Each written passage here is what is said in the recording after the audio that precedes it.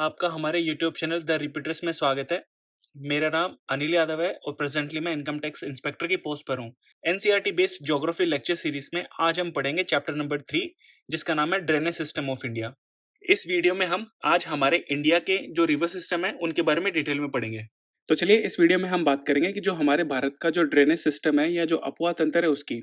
अब इसको समझने से पहले कुछ इंपॉर्टेंट टर्म्स है जिनको आपको जानना जरूरी है। उनमें सबसे पहले आता है ड्रेनेज या ड्रेनेज सिस्टम, जिसको हिंदी में अपवाह या अपवाह तंत्र बोलते हैं। तो देखो, अगर आपको मैं इसको एक सिंपल भाषा में समझाऊं तो कोई भी रिवर का जो वाटर होता है, उस वाटर का जो फ्लो होने का रास्ता होता है ना, या फिर रिवर का जो रास्ता होता है, उसको क्या बोलते हैं? ड्रेनेज बोलते हैं। और ये रिवर का जो सिस्टम है, सिस्टम से क्या मतलब आया है कि जिसकी जो ट्रिब्यूटरीज है उसको भी अगर इंक्लूड कर ले, मतलब उनका भी जो रास्ता होता है ना उसको इंक्लूड कर ले, तो इस पूरे सिस्टम को क्या बोलेंगे? ड्रेनेज सिस्टम बोलेंगे या अपवाह तंत्र बोलेंगे उसको। अब ड्रेनेज सिस्टम में दो चीजें हमको पढ़नी है, एक तो कैचमेंट एरिया और एक रिवर बेसिन। कैचमेंट एरिया को जिसको जल ग्रहण क्षेत्र हिंदी में बोलते हैं, और रिवर बेसिन को रिवर बेसिन ही बोलते हैं। अब इन दोनों में डिफरेंस क्या है? तो देखो, कोई भी रिवर अगर फ्लो कर रही है तो रिवर में पानी तो कहीं से आएगा ही। तो जिस एरिया से पानी आता है, अब पानी किन किन जगह से आ सकता है? देखो, एक तो स्नो मेल्ट होती है, वहां से पानी आ सकता है, या फिर जो रेन का वाटर आ सकता है रिवर के अंदर, तभी तो पानी आएगा इसके अंदर। तो जिन जिन एरियाज से पानी आता है उन उन एरियाज को क्या बोलेंगे? कैचमेंट एरिया बोलेंगे। इसके अंदर उसकी ट्रिब्यूटरीज भी शामिल है। मतलब ट्रिब्यूटरीज अगर इस रिवर के अंदर आ रही है तो इस ट्रिब्यूटरी या जो सहायक नदी है उसके अंदर पानी जहां से मिल रहा है ना उस सहायक नदी में, उसको क्या बोलेंगे? कैचमेंट एरिया बोलेंगे। अब ये जो कैचमेंट एरिया ऐसा तो है नहीं कि एक जगह से ही होगा। अब देखो, जैसे मान लीजिए गंगा रिवर है, गंगा रिवर कहाँ से निकल रही है? गंगोत्री ग्लेशियर से निकल रही है। मतलब वहां से जो ग्लेशियर या जो बर्फ है वो पिघल रही है, तो वहीं से तो पानी आ रहा है। अब इसका ये मतलब थोड़ी है कि वहीं से केवल उसी ग्लेशियर से पानी आएगा। रास्ते में अगर बारिश कहीं पे होती है, उस बारिश का पानी जहां पर रिवर के अंदर आता है तो वो भी तो कैचमेंट एरिया हो गया ना, क्योंकि रिवर के अंदर तो पानी जा तो रहा है। इसी वजह से कैचमेंट एरिया बहुत सारे होते हैं, छोटे छोटे अलग अलग जगह होती है जहां से रिवर में पानी आता है। अब बात आती है रिवर बेसिन की। तो ये जो छोटे छोटे कैचमेंट्स एरिया इन सबको मिला दें, या फिर अगर दूसरे टर्म्स में बोलूं तो रिवर का वो पानी जो कृषि या जो ड्रिंकिंग पर्पस के लिए यूज होता है, मतलब जितने एरिया में इस रिवर का जो पानी है, अगर उसको कृषि या ड्रिंकिंग पर्पस के काम में लेते हैं ना, तो उस पूरे एरिया को क्या बोलते हैं? रिवर बेसिन बोलते हैं। फिर इसमें आता है वाटरशेड, जिसको हिंदी में बोलते हैं जल संभर क्षेत्र। तो ये वो बाउंड्री लाइन होती है जो एक ड्रेनेज बेसिन को दूसरे ड्रेनेज बेसिन से अलग करती है। कहने का मतलब ये हुआ कि जैसे मान लिया कि कोई गंगा रिवर बेसिन है, ठीक है, ये गंगा रिवर बेसिन है और ये इधर वाला इंडस रिवर बेसिन है।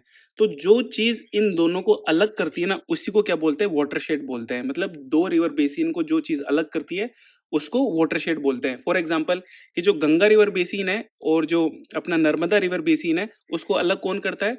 उसको अलग करता है विंध्या रेंज। तो ये जो विंध्या रेंज है उसको क्या बोलेंगे? वाटरशेड बोलेंगे। फिर आता है इनलैंड रिवर, या जिसको हिंदी में अंतर्देशीय नदी बोलते हैं। अब ये क्या होती है?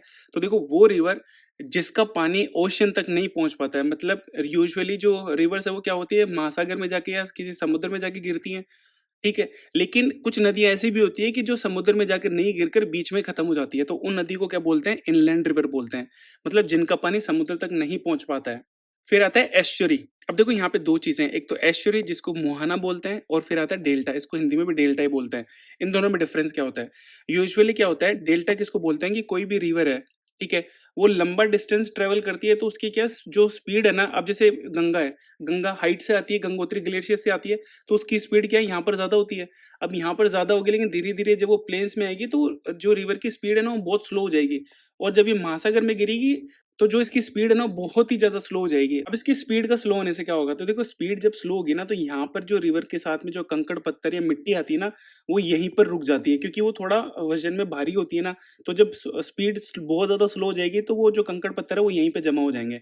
तो ये जो रिवर है किस तरह से? इस तरह से फैल जाएगी, यहाँ पे कंकड़ पत्थर जमा हो जाएंगे, उसको क्या बोलेंगे? डेल्टा बोलेंगे। अब यहाँ पर जो डेल्टा में जो माउथ होता है ना, माउथ का मतलब हो गया कि जहां पर रिवर अपने समुद्र से मिल रही है, तो यहाँ पर क्या रिवर फैल जाती है, अलग अलग स्ट्रीम, छोटी छोटी स्ट्रीम्स में बढ़ जाती है, उसको डेल्टा बोलते हैं। जबकि जो एस्चुरी होती है वो रिवर में सीधी जाके गिरती है। अब सीधी जाके गिरने का क्या मतलब हुआ?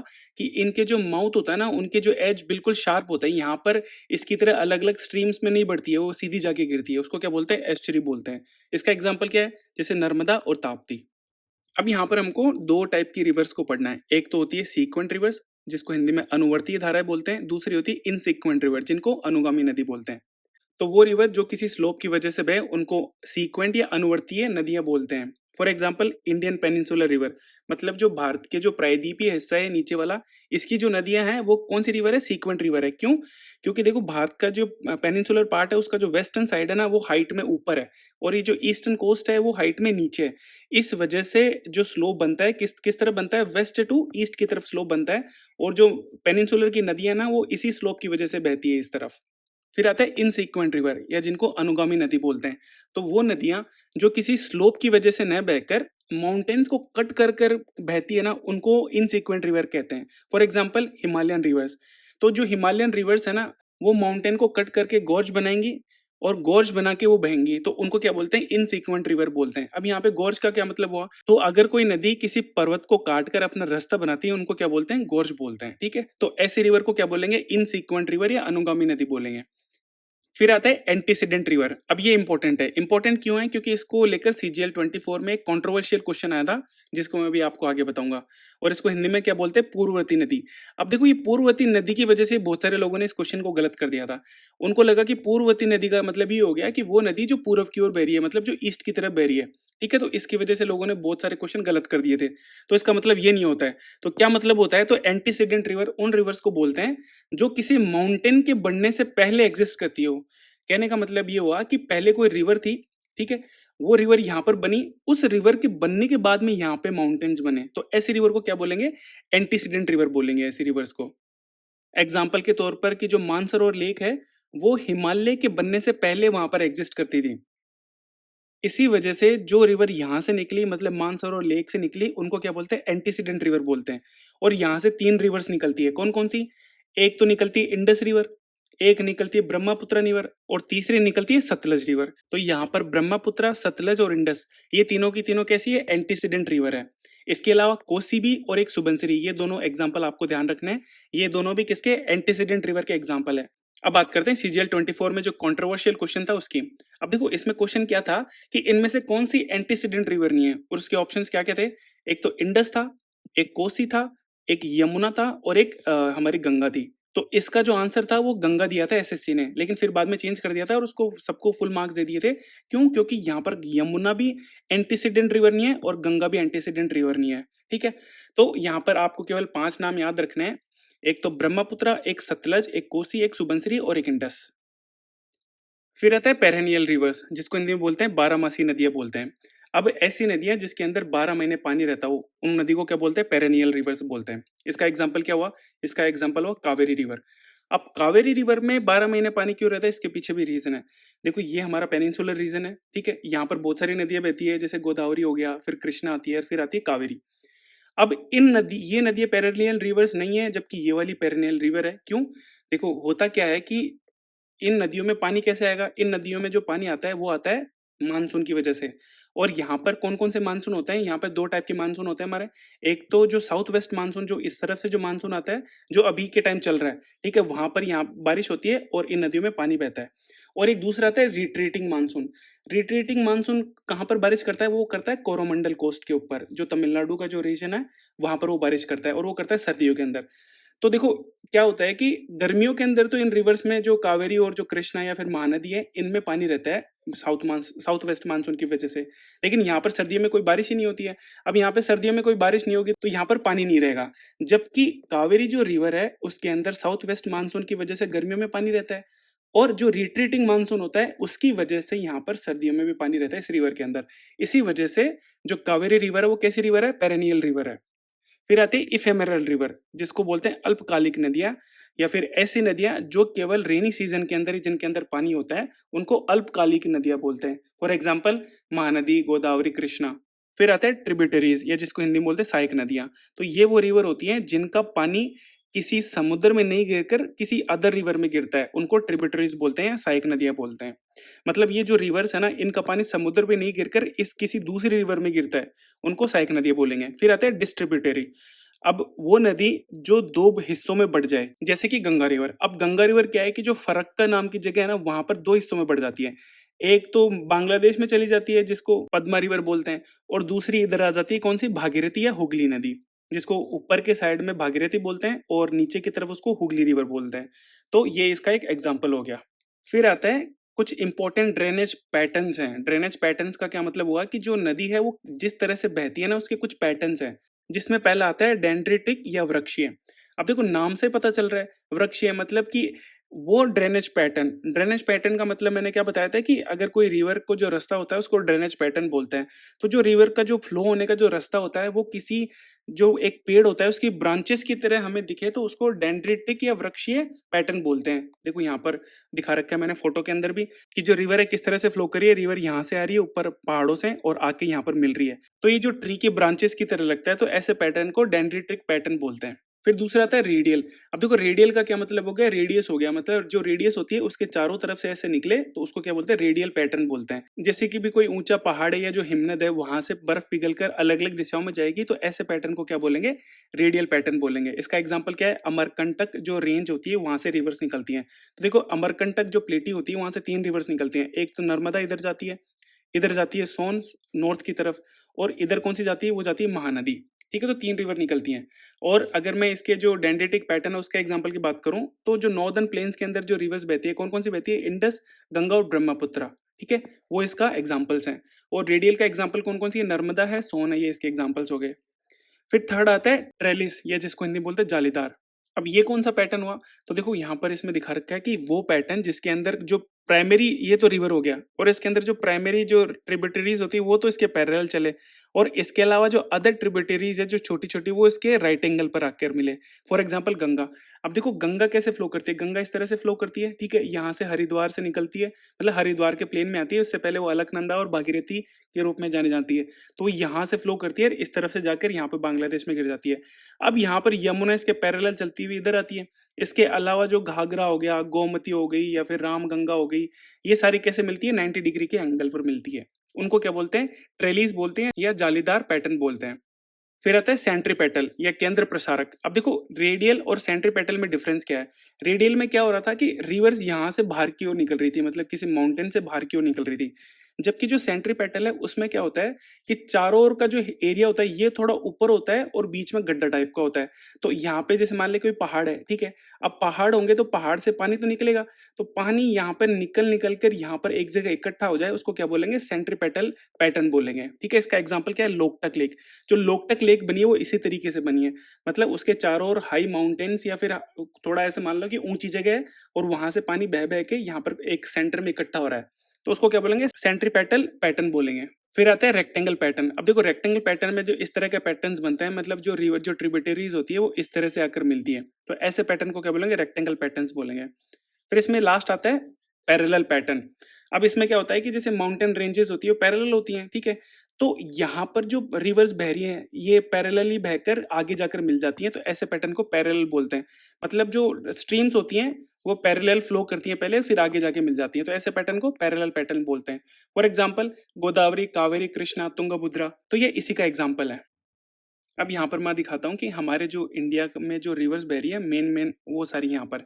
अब देखो इसमें एक चीज नोटिस करने वाली है, नोटिस करने वाली क्या है, देखो ये जो ब्लैक लाइन है जिसको मैं यहाँ पे डिमार्केट कर रहा हूँ वो वाली, ठीक है, ये ब्लैक लाइन क्या है, तो देखो ये लाइन वो लाइन है जो ईस्टर्न फ्लोइंग और वेस्टर्न फ्लोइंग जो रिवर्स है ना, मतलब वो नदियां जो ईस्ट की तरफ जाके गिरती हैं और वेस्ट की तरफ जाके गिरती हैं उनको अलग करता है।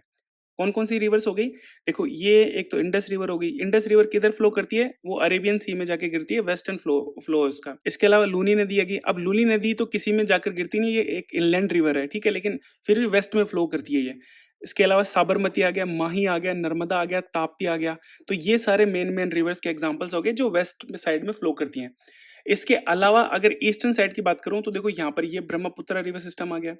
यहाँ पर ये वाला जो सिस्टम है ना, ये वाला, ये कौन सा है, ये गंगा रिवर सिस्टम आ गया। इसके अलावा यहाँ पर महानदी ये वाला आ गया, गोदावरी आ गया, कृष्णा आ गया, कावेरी आ गया। ये किधर फ्लो कर रही है, ये फ्लो कर रही है ईस्टर्न साइड के अंदर। अब हम बात करेंगे कि जो हमारा ड्रेनेज सिस्टम है या जो अपवाह तंत्र है उसको किन किन बेसिस पे डिवाइड करा गया है, तो उसको 3 बेसिस पे डिवाइड करा गया है। पहला बेसिस क्या है कि डिस्चार्ज ऑफ वाटर, मतलब जो रिवर का पानी है वो किधर जाके गिरता है उसके बेसिस पे इसको जो हमारा अपवाह तंत्र है उसको 2 पार्ट्स में डिवाइड करा गया है। एक तो अरेबियन सी ड्रेनेज और एक बे ऑफ बंगाल ड्रेनेज। मतलब वो रिवर जो अरेबियन सी में जाके गिरती हैं, कौन कौन से रिवर है वो, जैसे इंडस हो गया, साबरमती हो गई, इसके अलावा जैसे नर्मदा हो गया, ताप्ती हो गया, ये तो मेन रिवर्स हो गई। ठीक है। दूसरी आती है bay of Bengal. Bay of Bengal में तो सारी जो बच गई वो सारी रिवर ही गिरती हैं, जैसे ब्रह्मपुत्र हो गया, गंगा हो गया, महानदी, गोदावरी, कृष्णा, कावेरी, ये जो सारी रिवर है वो किसकी है, बे ऑफ बंगाल रीजन में जाके गिरती हैं। अभी क्वेश्चन इसमें ये आता है कि जो वेस्ट फ्लोइंग रिवर्स है या जो ईस्टर्न फ्लोइंग रिवर्स है उनको डिवाइड कौन करता है। तो देखो अगर मैं इंडस रिवर और गंगा रिवर, मैं यहाँ पे दिखा देता हूँ, देखो इस जगह यहाँ पर इंडस रिवर किधर है, देखो इंडस रिवर ये वाली रिवर है इंडस, ठीक है, ये इधर इंडस रिवर फ्लो कर रही है। और अगर गंगा रिवर कौन सी है, तो गंगा रिवर ये वाली गंगा रिवर हो गई, यहाँ तक इसका फैला हुआ है, ठीक है, ये पूरी गंगा रिवर हो गई इधर, ठीक है। तो इन दोनों को अलग कौन करती है, तो देखो इन दोनों को अगर अलग कर रहा है ना, तो वो कौन कर रहा है, यहाँ पर है दिल्ली अंबाला जो रिज है, ये क्या है, देखो पूरा नॉर्दर्न, यहाँ पे ये पूरा प्लेन्स है, जैसे कि मैंने पिछले लेक्चर में बताया था कि ये पूरा प्लेन्स आता है। तो प्लेन्स कुछ जगह से उठा हुआ है, तो अगर उसकी जो हाइट है ना वो सबसे ज्यादा कहाँ पर है, वो है दिल्ली अंबाला रिज जो होती है ना, वहां पर सबसे ज्यादा हाइट है। मतलब दिल्ली अंबाला जो रिज है, अगर वहां पर हाइट ज्यादा होगी तो जो रिवर होगी वो इस तरफ वाली तो इस तरफ फ्लो करेगी और इधर से आने वाली वो इस तरफ फ्लो करेगी, क्योंकि यहां से तो कोई फ्लो करेगा ही नहीं ना, ठीक है। तो इंडस और गंगा जो रिवर है उनको अलग कौन करता है, वो करता है दिल्ली या अंबाला जो रिज है ना, वो अलग करता है। इसको लेकर प्रीवियस ईयर में क्वेश्चन भी पूछा गया था, और ये कहाँ पर लिखा हुआ है, एनसीईआरटी में लिखी हुई है सारी चीजें। अब इसके अलावा मतलब दिल्ली अंबाला रिज के अलावा अरावली और सह्याद्री वेस्टर्न फ्लोइंग और ईस्टर्न फ्लोइंग रिवर्स को अलग करती है। अब यहाँ पे सह्याद्री इनको अलग कैसे करती है, देखो पिछले लेक्चर में मैंने आपको बताया था कि सह्याद्री किनको बोलते हैं, ये बोलते हैं वेस्टर्न घाट को, ठीक है। तो वेस्टर्न घाट की हाइट ज्यादा है, तो इधर जो रिवर्स गएंगी वो तो ईस्ट की तरफ जाएंगी, और इस पश्चिमी घाट के जो इस तरफ रिवर्स हैं, क्योंकि यहाँ पर हाइट ज्यादा है ना, तो इस तरफ वाले किधर फ्लो करेंगे, इस तरफ फ्लो करेंगे। तो ये जो सह्याद्री है वो भी अलग करती है किनको, वेस्टर्न फ्लोइंग और ईस्टर्न फ्लोइंग रिवर्स को। फिर इसमें दूसरा आता है कि उनके जो वाटर शेड होता है उनकी साइज के बेसिस पे। अब जैसे मैंने वाटर शेड आपको क्या बताया था कि कोई भी जो रिवर के दो बेसिन है ना, उनको अलग कर, जो चीज अलग करती है उनको वाटर शेड बोलते हैं। जैसे कि गंगा रिवर और जो नर्मदा रिवर है उनको अलग कौन करता है, वो अलग करता है जो विंध्या रेंज होती है, वो अलग करती है इनको, उनके बेसिन को। तो इसको तीन कैटेगरीज में बांटा गया है। एक तो मेजर रिवर बेसिन, इसके अंदर कौन सी नदी आती हैं कि वो रिवर्स जिनका कैचमेंट एरिया कितना होता है, 20,000 स्क्वायर किलोमीटर होता है।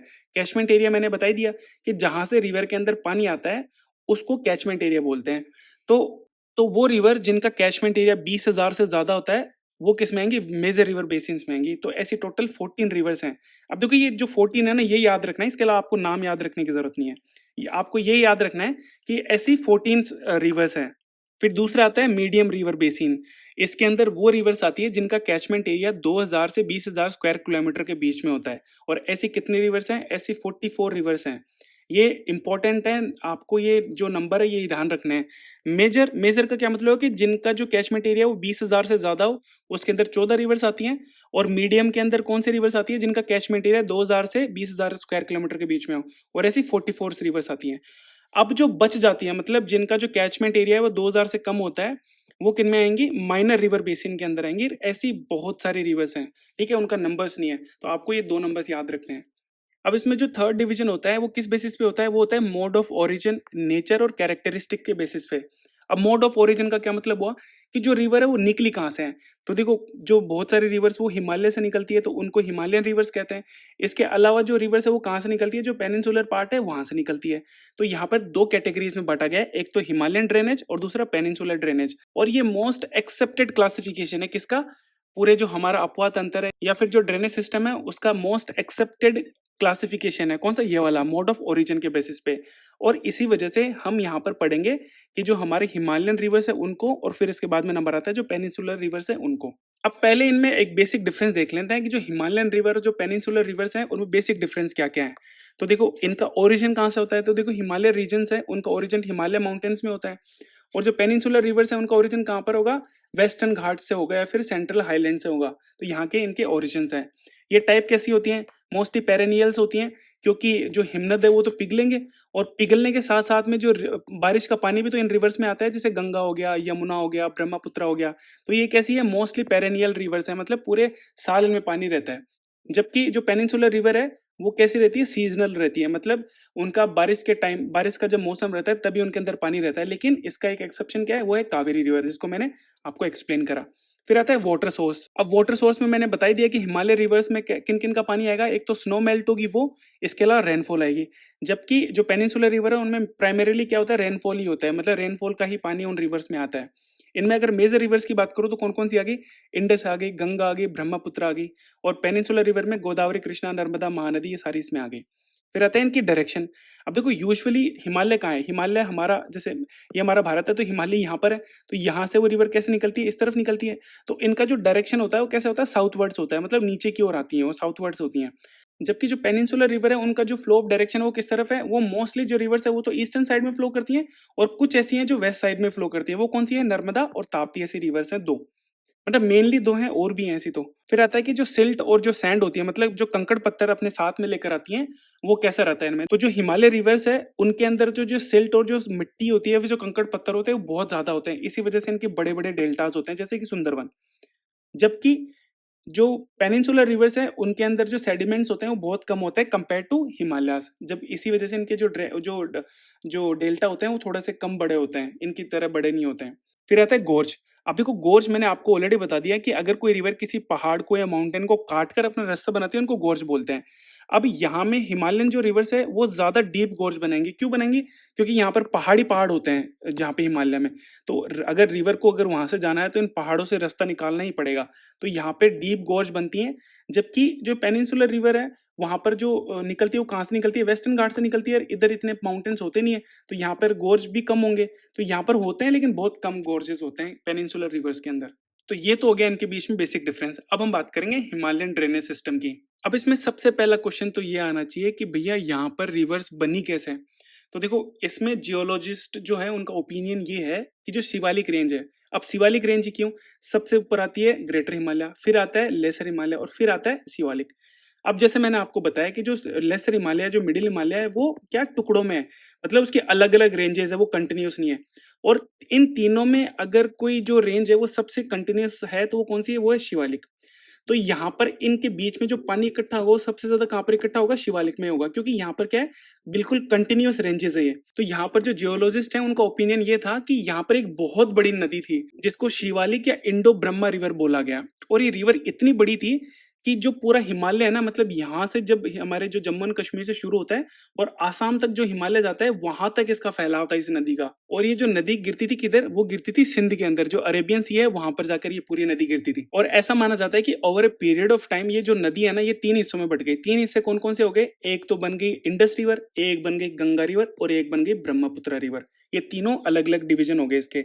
अब ये डिवीजन क्यों हुए, तो इसके पीछे दो रीजन दिए जाते हैं। एक तो ये जो दिल्ली अंबाला रिज और ये जो अरावली है, इसकी वजह से जो इंडस रिवर है वो तो इस तरफ फ्लो हो गई, और जो गंगा रिवर है वो इस तरफ फ्लो हो गई, तो इनको तो अलग करता है ये दोनों चीज।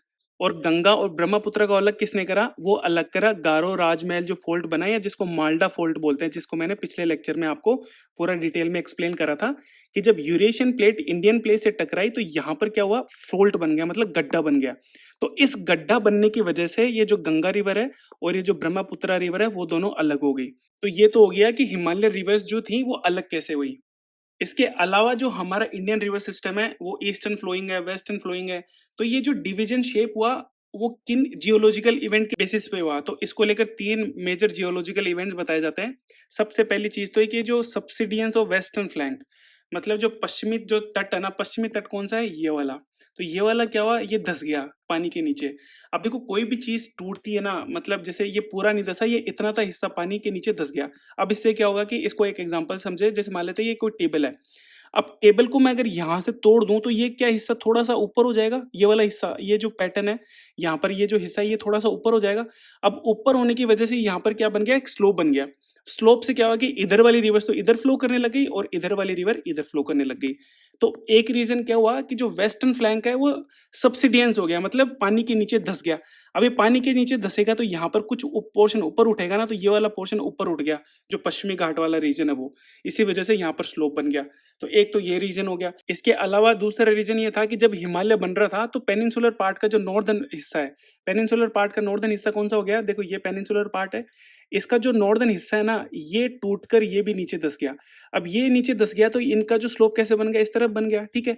तो यहाँ पर जो रिवर्स थी ना, कौन कौन सी, जो नर्मदा और जो ताप्ती रिवर है, वो किस तरफ बहने लगी, वो रिफ्ट वैली में बहते हुए वेस्टर्न साइड में फ्लो करने लगी। इसके अलावा तीसरा रीजन भी यही बोलता है कि जो पेनिनसुलर पार्ट है वो थोड़ा सा टिल्ट हो गया, मतलब यूरेशियन प्लेट से इंडियन प्लेट टकराई तो ये वाला पोर्शन कैसा हो गया, टिल्ट हो गया और इधर स्लोप बन गया। ठीक है, तो ये सारे रीजंस थे जिसकी वजह से जो हमारा रिवर पैटर्न है वो कुछ रिवर्स तो वेस्टर्न साइड में गिर जाके गिरती है और कुछ ईस्टर्न साइड में जाके गिरती है। अब हम बात करेंगे हिमालय रिवर सिस्टम की। तो देखो इस रिवर सिस्टम में तीन रिवर्स आती है मेनली, एक तो गंगा, एक इंडस और आता है ब्रह्मपुत्र। तो सबसे पहले हम पढ़ेंगे गंगा रिवर सिस्टम को। तो जो हमारे गंगा रिवर है वो कहाँ से निकलती है, वो गंगोत्री ग्लेशियर से निकलती है। देखो मैं इसको यहाँ पर भी दिखाता हूँ, ये है उत्तराखंड का मैप। ठीक है, यहाँ से देखो ये वाली जो गंगा है वो गंगोत्री ग्लेशियर से निकल रही है। अब देखो जब ये गंगोत्री ग्लेशियर से निकलती है तो उसको गंगा नहीं बोलते, उसको क्या बोलते हैं, भागीरथी। अब होता क्या है कि यहाँ पर एक सतोपंथ ग्लेशियर से वहां से निकलती है विष्णु गंगा, एक रिवर है, और नीति जो दर्रा है वहां से निकलती है एक धौली गंगा। ये दोनों जब रिवर आपस में जाके मिलती हैं तो उसको क्या बोलते हैं, उसको बोलते हैं अलकनंदा। और यहाँ पर ये जो इन दोनों का संगम है ना, विष्णु गंगा और जो धौली गंगा है उसके संगम को क्या बोलते हैं, विष्णु प्रयाग बोलते हैं। तो आप कैसे याद रख सकते हैं, विष्णु गंगा से विष्णु आ गए यहाँ पे। फिर आता है इस अलकनंदा रिवर में एक रिवर मिलती है नंदाकिनी। तो जहां पर इनका संगम होता है उसको क्या बोले, नंद प्रयाग। तो नंदाकिनी से आप नंद को याद रख सकते हैं। फिर तीसरा आता है कि जब अलकनंदा जब आगे जाती है तो एक रिवर आती है पिंडार रिवर। तो पिंडार रिवर जब आपके यहाँ पर मिलती है तो उसको जो संगम होता है उसको क्या बोलते हैं, उसको बोलते हैं कर्ण प्रयाग।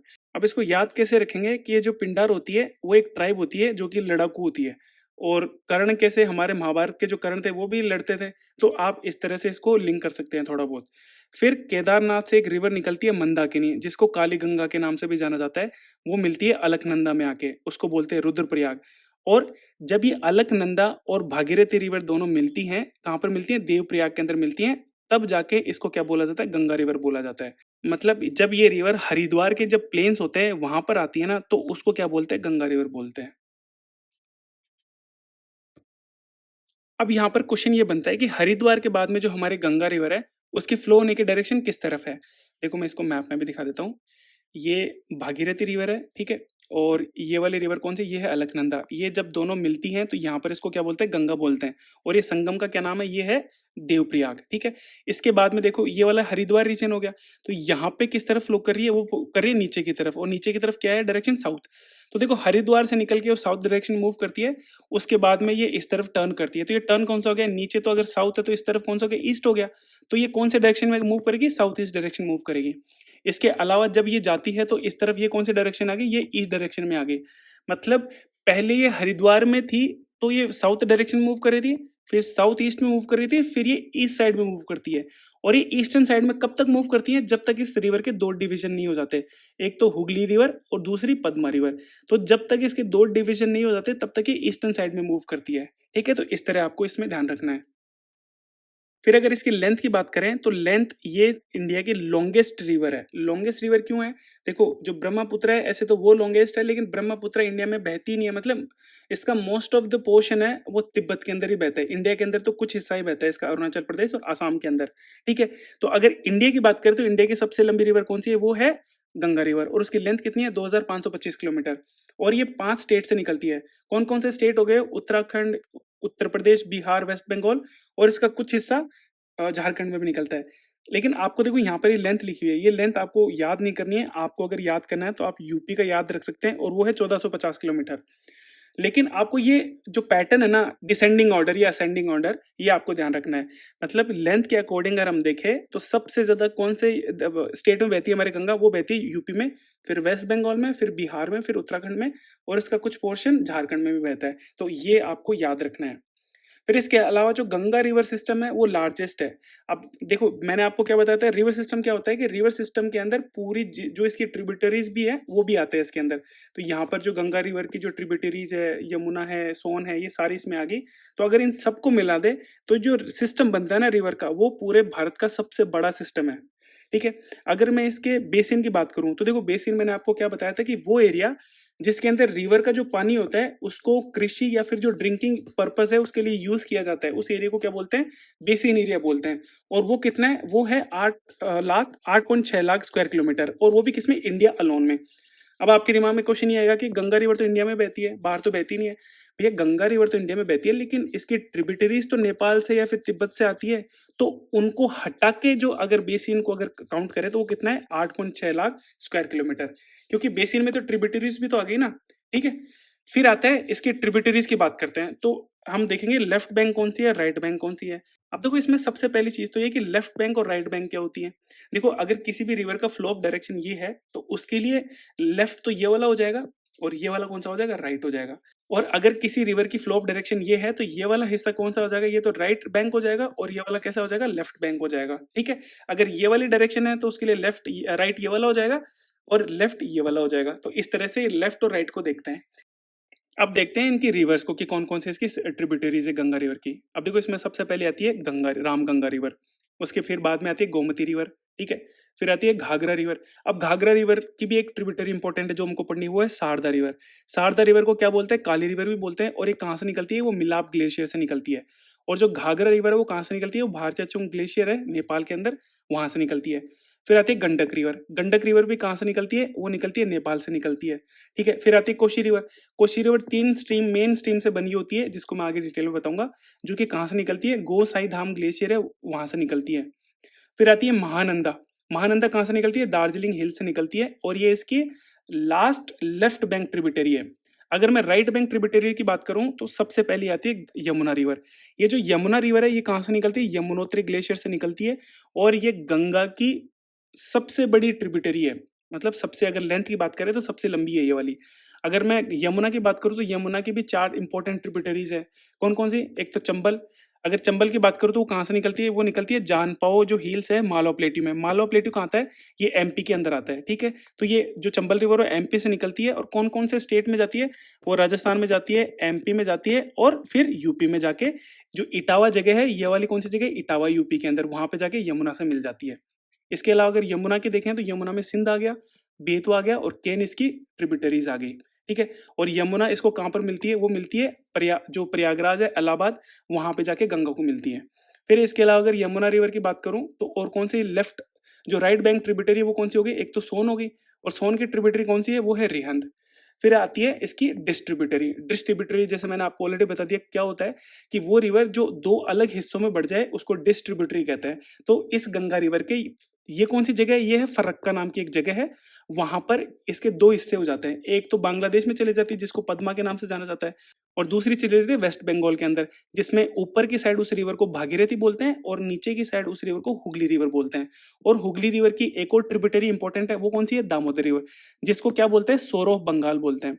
अब ये तो हो गई इनकी बेसिक डिटेल। अब हम इनके बारे में एक एक करके भी पढ़ेंगे और हम इस पैटर्न में पढ़ेंगे कि जो हमारी गंगा रिवर है वो पहले किससे मिलती है, उसके बाद में किससे मिलती है, उस बेसिस पे इन सब ट्रिब्यूटरीज को पढ़ेंगे। और इसमें सबसे पहला नंबर आता है राम गंगा रिवर का। जो तो राम गंगा रिवर है वो गंगा से कहाँ मिलती है, गंगा से एक कन्नौज नाम की जगह है जो कि यूपी में, वहां पर गंगा रिवर से मिलती है राम गंगा रिवर। और ये निकलती कहाँ से, ये निकलती है ग्रेवाल हिल से निकलती है, जो कि कहाँ पर है, उत्तराखंड में है। और ये जिम कॉर्बेट नेशनल पार्क से भी निकलती है। और जो बरेली सिटी है जो कि यूपी की है, वो किस पे सिचुएटेड है, वो रामगंगा रिवर पे सिचुएटेड है। अब जो रिवर है हमारी गंगा, वो कन्नौज में जाती है तो किससे मिलती है, रामगंगा रिवर से मिलती है। इसके बाद में जब वो आगे जाती है तो जब वो प्रयागराज जाती है तो किससे मिलती है, यमुना रिवर से मिलती है। तो अब हम पढ़ेंगे यमुना रिवर के बारे में। तो जो यमुना रिवर है वो गंगा की वेस्टर्न मोस्ट रिवर है और लॉन्गेस्ट रिवर है। अब देखो वेस्टर्न मोस्ट का क्या मतलब हुआ, वेस्टर्न मोस्ट का मतलब ये होगा कि जो हमारे गंगा रिवर के वेस्टर्न साइड में, जो सबसे वेस्ट साइड में, मतलब जो पश्चिमी जो रिवर है वो कौन सी है, वो यमुना रिवर है। देखो ये गंगा है, इसका वेस्ट कौन सा हो गया, ये वाला हिस्सा हो गया। तो इधर कौन सी रिवर है, ये यमुना है और ये लॉन्गेस्ट ट्रिब्यूटरी है। ठीक है, लॉन्गेस्ट में इसकी अगर लेंथ की बात करें तो वो कितने 1370 इसकी लेंथ है।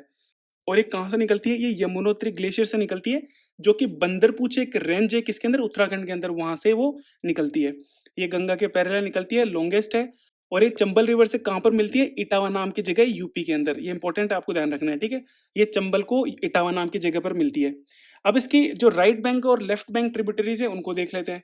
लेफ्ट बैंक वाली मैंने वहां पर मेंशन नहीं करी, आपको नाम याद रखने लेकिन इनके। ठीक है, तो राइट बैंक में कौन कौन सी आ गई, चंबल आ गई, सिंध, केंद्र और ये टोन, ये इंपॉर्टेंट है, ये लार्जेस्ट ट्रिब्यूटरी है। अब देखो लेंथ के बेसिस पे, देखो यहाँ पे लेंथ के बेसिस पे अगर देखें तो लेंथ के बेसिस पे तो चंबल रिवर सबसे लंबी रिवर है इसकी ट्रिब्यूटरी। लेकिन अगर वॉल्यूम की बात करें, वॉल्यूम की मतलब जो पानी, वॉल्यूम का क्या मतलब हुआ, वॉल्यूम का मतलब यहाँ पर ये होगा कि यमुना रिवर में कौन सी रिवर सबसे ज्यादा पानी डोनेट कर रही है अपना, तो वो कौन सी रिवर है, वो है टोन्स रिवर। ठीक है, तो लंबी की बात करें तो लंबी आगे चंबल और लार्जेस्ट की बात करें तो वो आगे टोन्स रिवर। ठीक है। और लेफ्ट बैंक ट्रिब्यूटरीज में कौन सी आ गई, हिंडन आ गई, रिंड आ गई, सेनेगर आ गई और वरुणा आ गई। तो ये नाम आपको ध्यान रखना है। अब अब हम बात करते हैं चंबल रिवर की। तो ये लॉन्गेस्ट रिवर हो गई यमुना की, ठीक है। जानपाऊ हिल से निकलती है, माल ऑफ प्लेटी, जो कि किस में आता है, एमपी के अंदर आता है। ये 3 स्टेट से निकलती है, राजस्थान, यूपी और एमपी। ये मैंने आपको ऑलरेडी बता दिया। अब यहाँ पर ये बहुत इंपॉर्टेंट चीज है, क्योंकि जो चंबल रिवर है वो इसी के लिए फेमस है, सॉइल इरोजन या गली इरोजन। अब ये क्या होता है, देखो जो चंबल रिवर है वो क्या करती है, वहां के जब मैदानों से निकलती है तो उनके जो मिट्टी होती है उनको काट देती है और वहां पर एक गली बना देती है, मतलब वहां से अपना रास्ता बना लेती है, ठीक है। तो इसको क्या बोलते हैं, गली इरोजन बोलते हैं और इसी को बैडलैंड बोलते हैं। तो चंबल किसके लिए फेमस है, बैडलैंड टोपोग्राफी के लिए फेमस है। अगर इसके प्रोजेक्ट्स की बात करें तो इसका प्रोजेक्ट एमपी के अंदर तो कौन सा है, एक तो मंडासोर डैम है जिसके ऊपर रिजर्वेयर कौन सा बनाया, गांधी सागर रिजर्वेयर, इसी के ऊपर बना है। फिर आता है रावत भाटा प्रोजेक्ट, ये राजस्थान के चित्तौड़ डिस्ट्रिक्ट में है और इसका जो रिजर्वियर बना है उसको क्या बोलते हैं, राणा प्रताप सागर बोलते हैं। और इसी रावत भाटा प्रोजेक्ट के पास में कौन सा है, चूलिया फॉल भी है, वाटरफॉल। इसके अलावा अगर प्रोजेक्ट है वो है कोटा बैराज है, जिसके अंदर रिजर्वियर कौन सा है, जवाहर सागर है। इसकी अगर ट्रिब्यूटरीज की बात करूं तो बनास, शिप्रा, काली सिंध और पार्वती इसकी ट्रिब्यूटरीज है। तो ये भी आपको ध्यान रखनी है। फिर दूसरी जो यमुना रिवर की जो ट्रिब्यूटरी है वो कौन सी है, वो है केन रिवर। और ये ओरिजिनेट कहाँ से होती है, ये होती है कैमूर हिल से, एमपी के अंदर। और ये पास कहाँ से होती है, पन्ना नेशनल पार्क से पास होती है। अब पन्ना नेशनल पार्क किस कहाँ पर है, वो भी एमपी के अंदर है। और ये बुंदेलखंड रीजन की सबसे बड़ी नदी है। अब बुंदेलखंड रीजन मैंने आपको ऑलरेडी पिछले लेक्चर में मैप में दिखाया था कि कौन कौन से इससे बुंदेलखंड रीजन में आते हैं। फिर आती है टॉन्स रिवर। ये यमुना रिवर की सबसे लार्जेस्ट रिवर है वॉल्यूम के बेस पे, ठीक है। मैंने बता ही दिया वॉल्यूम के बेस पे क्या क्या मतलब है। ये ओरिजिन कहाँ से होती है, ये बंदरपूछ ग्लेशियर से ओरिजिन होती है उत्तराखंड में। फिर आती है बेतवा रिवर। अब बेतवा रिवर ओरिजिनेट कहाँ से होती है, वो ओरिजिनेट होती है विंध्या रेंज से ओरिजिनेट होती है। और इसके इसके ऊपर प्रोजेक्ट कौन कौन से बने हैं, माटा टीला प्रोजेक्ट, ये इंपॉर्टेंट है नाम। और दूसरा आता है राजघाट डैम, ये एमपी और यूपी के अंदर, दोनों के अंदर है। फिर आता है सिंध रिवर। जो सिंध रिवर किस में ओरिजिनेट होता है, मालो प्लेटी से ओरिजिनेट होता है। मालो प्लेटी से एक और रिवर कौन से ओरिजिनेट होती है, वो होती है चंबल रिवर, ठीक है। और ये मालो प्लेटी किसके अंदर है, एमपी के अंदर है। और यमुना से कहाँ पर मिलती है, जालौन एक डिस्ट्रिक्ट है एमपी का, वहां पर जाकर ये यमुना से जाकर मिल जाती है। फिर आती है बनास रिवर। बनास रिवर कहाँ से ओरिजिनेट होती है, वो अरावली हिल से ओरिजिनेट होती है। और ये किसकी ट्रिब्यूटरी है, ये चंबल रिवर की ट्रिब्यूटरी है, जो कि राजस्थान का एक सवाई माधोपुर एक डिस्ट्रिक्ट है, वहां पर चंबल रिवर से मिलती है कौन, बनास रिवर। इसके बाद में अब इलाहाबाद। अब देखो सबसे पहले कौन आया, कन्नौज आया। कन्नौज से जो गंगा रिवर वो किससे मिली, रामगंगा रिवर से मिली। उसके बाद में फिर क्या आया, फिर आया इलाहाबाद या प्रयागराज। वहां पर जो गंगा रिवर वो किससे मिली, वो मिली यमुना से। अब प्रयागराज के बाद में जो गंगा पहुंची कहां पर, वाराणसी पे। तो वाराणसी पे किसको मिली, गोमती रिवर को। तो देखो इस पैटर्न पे आपको याद रखना है। तो इससे आपको ये भी याद हो जाएगा कि जैसे देखो यमुना रिवर के ऊपर कौन सी रिवर सिचुएटेड है, यमुना और गंगा रिवर के ऊपर वो है इलाहाबाद रिवर। तो इस तरह से भी आपको चीजें याद हो जाएंगी। तो ये जो गोमती रिवर है वो कहाँ, तो ये जो गोमती रिवर है वो कहाँ से ओरिजिनेट हो रही है, वो गोमत ताल से ओरिजिनेट हो रही है, जिसको फुलहार लेक भी बोलते हैं, जो कि पीलीभीत यूपी के अंदर है। अब देखो यहाँ पर एक इंपॉर्टेंट चीज है। इंपॉर्टेंट चीज क्या है कि गंगा या गंगा की जितनी भी ट्रिब्यूटरीज है वो किसी माउंटेन से ओरिजिनेट हो रही है, फिर ग्लेशियर से ओरिजिनेट हो रही है, लेकिन लैंड से कोई भी रिवर ओरिजिनेट नहीं हो रही है। अगर कोई लैंड से ओरिजिनेट हो रही है वो कौन सी है, वो है गोमती रिवर। ये एकमात्र ट्रिब्यूटरी है जो कि लैंड से ओरिजिनेट होती है। तो गोमती रिवर इंपॉर्टेंट है। इसके ऊपर कौन सी सिटी सिचुएटेड है, ये वो है लखनऊ। और दूधवा नेशनल पार्क जो है वो इसी के बैंक पर है, इसी के किनारे पर स्थित है। फिर हम बात करें घाघरा रिवर की। अब घाघरा रिवर की क्यों बात कर रहे हैं, क्योंकि सबसे पहले जब गंगा रिवर कन्नौज आई तो वो किससे मिली, रामगंगा रिवर से। फिर जब वो इलाहाबाद प्रयागराज में आई तो वो किससे मिली, यमुना रिवर से। फिर जब वो वाराणसी आई तो वो किससे मिली, गोमती रिवर से। और जब ये छापरा जो एक बिहार में एक जगह है वहां पर जब आई तो किससे मिली, घाघरा रिवर से। तो अब किसका नंबर है, घाघरा रिवर का नंबर है। तो ये जो घाघरा रिवर है वो कहाँ से ओरिजिनेट हुआ, वो मापचुंगो ग्लेशियर से ओरिजिनेट हुई, जो कि तिब्बत के अंदर है। इसको कारनाली या मानचू भी बोलते हैं नेपाल के अंदर, किसको, घाघरा रिवर को। इसकी इंपॉर्टेंट ट्रिब्यूटरीज है, एक तो शारदा, तीला, सेती और बेरी, ये चारों के चारों नाम इंपॉर्टेंट है, एग्जाम में पूछे गए। अगर इसमें शारदा रिवर की बात करूं तो ये कहां से निकलती है, वो मिलाम ग्लेशियर से निकलती है। अब देखो इसके बहुत सारे अलग अलग नाम है। इसका नाम सरयू भी है, इसका गोरी गंगा भी है, इसको काली या काली गंगा या चौक के नाम से भी जाना जाता है। अब ये कहाँ कहाँ पर जाना जाता है, अयोध्या के अंदर इसको क्या बोलते थे, सरयू बोलते हैं, क्योंकि अयोध्या इसी के बैंक पे सिचुएटेड है। अगर नेपाल की बात करें तो नेपाल में इसको गोरी गंगा बोलते हैं। और इंडो नेपाल जो बॉर्डर है जहां पर ये घाघरा से मिलती है, तब इसको क्या बोलते हैं, काली या काली गंगा बोलते हैं। फिर इसके बाद में आता है कि जब छापरा पर कौन मिलती है, छापरा कहाँ पर स्थित है, ये है बिहार में, तो छापरा पर मिलती है घाघरा रिवर, किससे, यमुना रिवर, गंगा रिवर से। अब इसके बाद में गंगा रिवर कहाँ पहुंचती है, अरा एक जगह नाम है पटना जो कि बिहार में है, और वहां से किससे मिलती है, सोन रिवर से मिलती है। तो देखो ये सीक्वेंस याद रखना है। सीक्वेंस सबसे पहले कन्नौज आ गया, कन्नौज में मिलती है रामगंगा से, उसके बाद में आ गया प्रयागराज, वहां पे मिलती है यमुना से, उसके बाद में आ गया वाराणसी, वाराणसी में मिलती है गोमती रिवर से, उसके बाद में छपरा आ गया, छपरा से मिलती है घाघरा रिवर से, उसके बाद में अरा पटना आ गया, वहां पर किससे मिलती है, सोन रिवर से। तो इसी सीक्वेंस में आपको चीजें याद रखनी है ताकि आपको ये सिटी भी याद रहे कि कौन कौन सी सिटी पर वो मिल रही है। फिर आता है सोन रिवर। अब ये जो सोन रिवर है, जैसे मैंने आपको बताया कि ये अमरकंटक प्लेट्यू से निकलती है, तो अमरकंटक प्लेट्यू से 3 रिवर्स निकलती है। एक तो जो नॉर्दर्न साइड में जाती है वो जाती है सोन रिवर, ठीक है। एक जाती है वेस्टर्न साइड में, वो जाती है नर्मदा रिवर, और एक ईस्टर्न साइड में जाती है, वो जाती है महानदी, ठीक है। तो ये जो सोन रिवर है, ये एकमात्र ऐसी रिवर है, ट्रिब्यूटरी है सॉरी, किसकी, गंगा रिवर की, जो कि सर्दर्न साइड से जाकर मिलती है। मतलब जिसका फ्लो डायरेक्शन किस तरफ है, नॉर्थ साइड में फ्लो कर रही है, और गंगा रिवर से कैसे मिल रही है, साउथ साइड से आती हुई गंगा में मिल रही है। तो ये एकमात्र रिवर है। बाकी सारी किस तरह से मिलती है, कोई वेस्टर्न साइड से आ रही है, कोई ऊपर नॉर्दर्न साइड से आ रही है। सर्दर्न साइड से केवल एकमात्र रिवर है, वो है सोन रिवर। अब इसकी ट्रिब्यूटरी कौन कौन सी है, इसके ट्रिब्यूटरीज है रिहंद। रिहंद कहाँ पे ओरिजिनेट होती है, वो होती है माटीरंगा, एक हिल्स है जो कि मैन पार्ट प्लेट्यू है छत्तीसगढ़ का, वहां से ही रिहंद रिवर निकलती है। और इसका ओल्ड नाम क्या है, इसको रेणु और रेणुका के नाम से भी जाना जाता है, किसको, रिहंद रिवर को। इसके ऊपर डैम है रिहंद डैम, जो कि कहाँ पर है, सोनभद्रा यूपी के अंदर है। और सोन रिवर की एक और इंपॉर्टेंट रिवर है जिसका नाम आपको ध्यान रखना है, वो है कोल रिवर। फिर गंगा रिवर कहाँ पर पहुंचती है, सोनपुर पहुंचती है, और किससे मिलती है, गंडक रिवर से मिलती है। अब हम पढ़ेंगे गंडक रिवर के बारे में। तो ये जो गंडक रिवर है वो 2 स्ट्रीम से बनी होती है, मतलब 2 नदियां मिलकर गंडक रिवर बनाती है। तो एक का तो नाम क्या है, एक का तो नाम काली गंडक है, और दूसरे का नाम क्या है, त्रिशूल गंगा। ये दोनों मिलकर क्या बनाती है, गंडक रिवर बनाती है, जो कि कहाँ से निकलती है, वो नेपाल हिमालय से निकलती है, और जो धौलागिरी और माउंट एवरेस्ट है उनके बीच में से निकलती हुई आती है। ये बॉर्डर बनाती है तिब्बत और नेपाल के बीच में। इनके एक इंपॉर्टेंट ट्रिब्यूटरी है, वो है काली। ये गंगा प्लेन में एंटर करती है, कहाँ पर, बिहार का जो चंपारण डिस्ट्रिक्ट है वहां पर एंटर करती है, और सोनपुर जो पटना के पास में है, वहां पर जाकर गंगा से मिलती है। अब सोनपुर के बाद में जो गंगा है वो कुरुशेला नाम की जगह है, वहां पर जाकर कोसी से मिलती है। अब हम बात करेंगे कोसी रिवर की। तो ये जो कोसी है वो ओरिजिनेट कहाँ से होती है, वो गोसाईनाथ ग्लेशियर से ओरिजिनेट होती है। अब देखो इसमें 2 चीजें हैं, एक तो तिब्बत और एक नेपाल। अभी निकलती कहाँ से है, देखो एनसीईआरटी में इसको तिब्बत दे रखा है, और प्रीवियस ईयर क्वेश्चन में पूछा गया था कि जो कोसी रिवर है वो कौन से कंट्री से, कहाँ से निकलती है, तो उसमें तिब्बत ऑप्शन में था, वहां पे नेपाल ऑप्शन में था, तो नेपाल को आंसर मार्क कर रखा था। तो आपको ये दोनों याद रखने हैं। अगर तिब्बत ऑप्शन में दिख जाए तो तिब्बत याद रखना है, अगर नेपाल ऑप्शन में दिख जाए तो नेपाल आपको याद रखना है। दोनों आपको ऑप्शन में नहीं दिखेंगे, ठीक है। अब ये एक एंटीसीडेंट रिवर है कोसी रिवर। अब एंटीसीडेंट रिवर जैसा मैंने आपको बताया था क्या होती है, कि वो रिवर जो किसी माउंटेन के बनने से पहले ऑलरेडी वहां एग्जिस्ट करती है, उनको एंटीसीडेंट रिवर या पूर्ववर्ती नदी बोलते हैं। तो कोसी रिवर इसी एंटीसीडेंट रिवर का एग्जाम्पल है। अब जैसे कि मैंने आपको बताया कि कोसी रिवर 3 स्ट्रीम्स, मतलब 3 छोटी छोटी रिवर्स है, उनसे मिलकर कोसी रिवर बनती है। तो 3 स्ट्रीम कौन कौन सी है, एक तो अरुण, एक तैमूर और एक सनकोसी। और इसकी जो मेन स्ट्रीम है ना सबसे बड़ी, वो कौन सी है, अरुण रिवर है। और ये तीनों कहाँ पर मिलती है, ये त्रिवेणी पर मिलती है, जो कि महाभारत रेंज के अंदर है। और ये कहाँ पर है, महाभारत रेंज, ये है नेपाल के अंदर। फिर आता है कि ये जो रिवर है ना कोसी रिवर, ये अपना कोर्स को बार बार चेंज करती है, इसी वजह से इसको सोर ऑफ बंगाल बिहार बोलते हैं, सॉरी मतलब बिहार का शोक बोलते हैं। अब ये कोर्स चेंज क्यों करती हैं, देखो होता क्या है इसके अंदर, कि जब कोसी रिवर आती है तो अपने साथ में बहुत ज्यादा सेडिमेंट्स या जो कंकड़ पत्थर या मिट्टी होती है उसको लेकर आती है। अब ज्यादा कंकड़ पत्थर इनको लेकर आएगी तो यहाँ पर इकट्ठा ज्यादा हो जाएंगे। अब यहाँ पर इकट्ठा हो जाएंगे, इससे क्या करेंगे, ये जो अपनी नदी का जो रिवर है उसी को ब्लॉक कर देंगे कंकड़ पत्थर।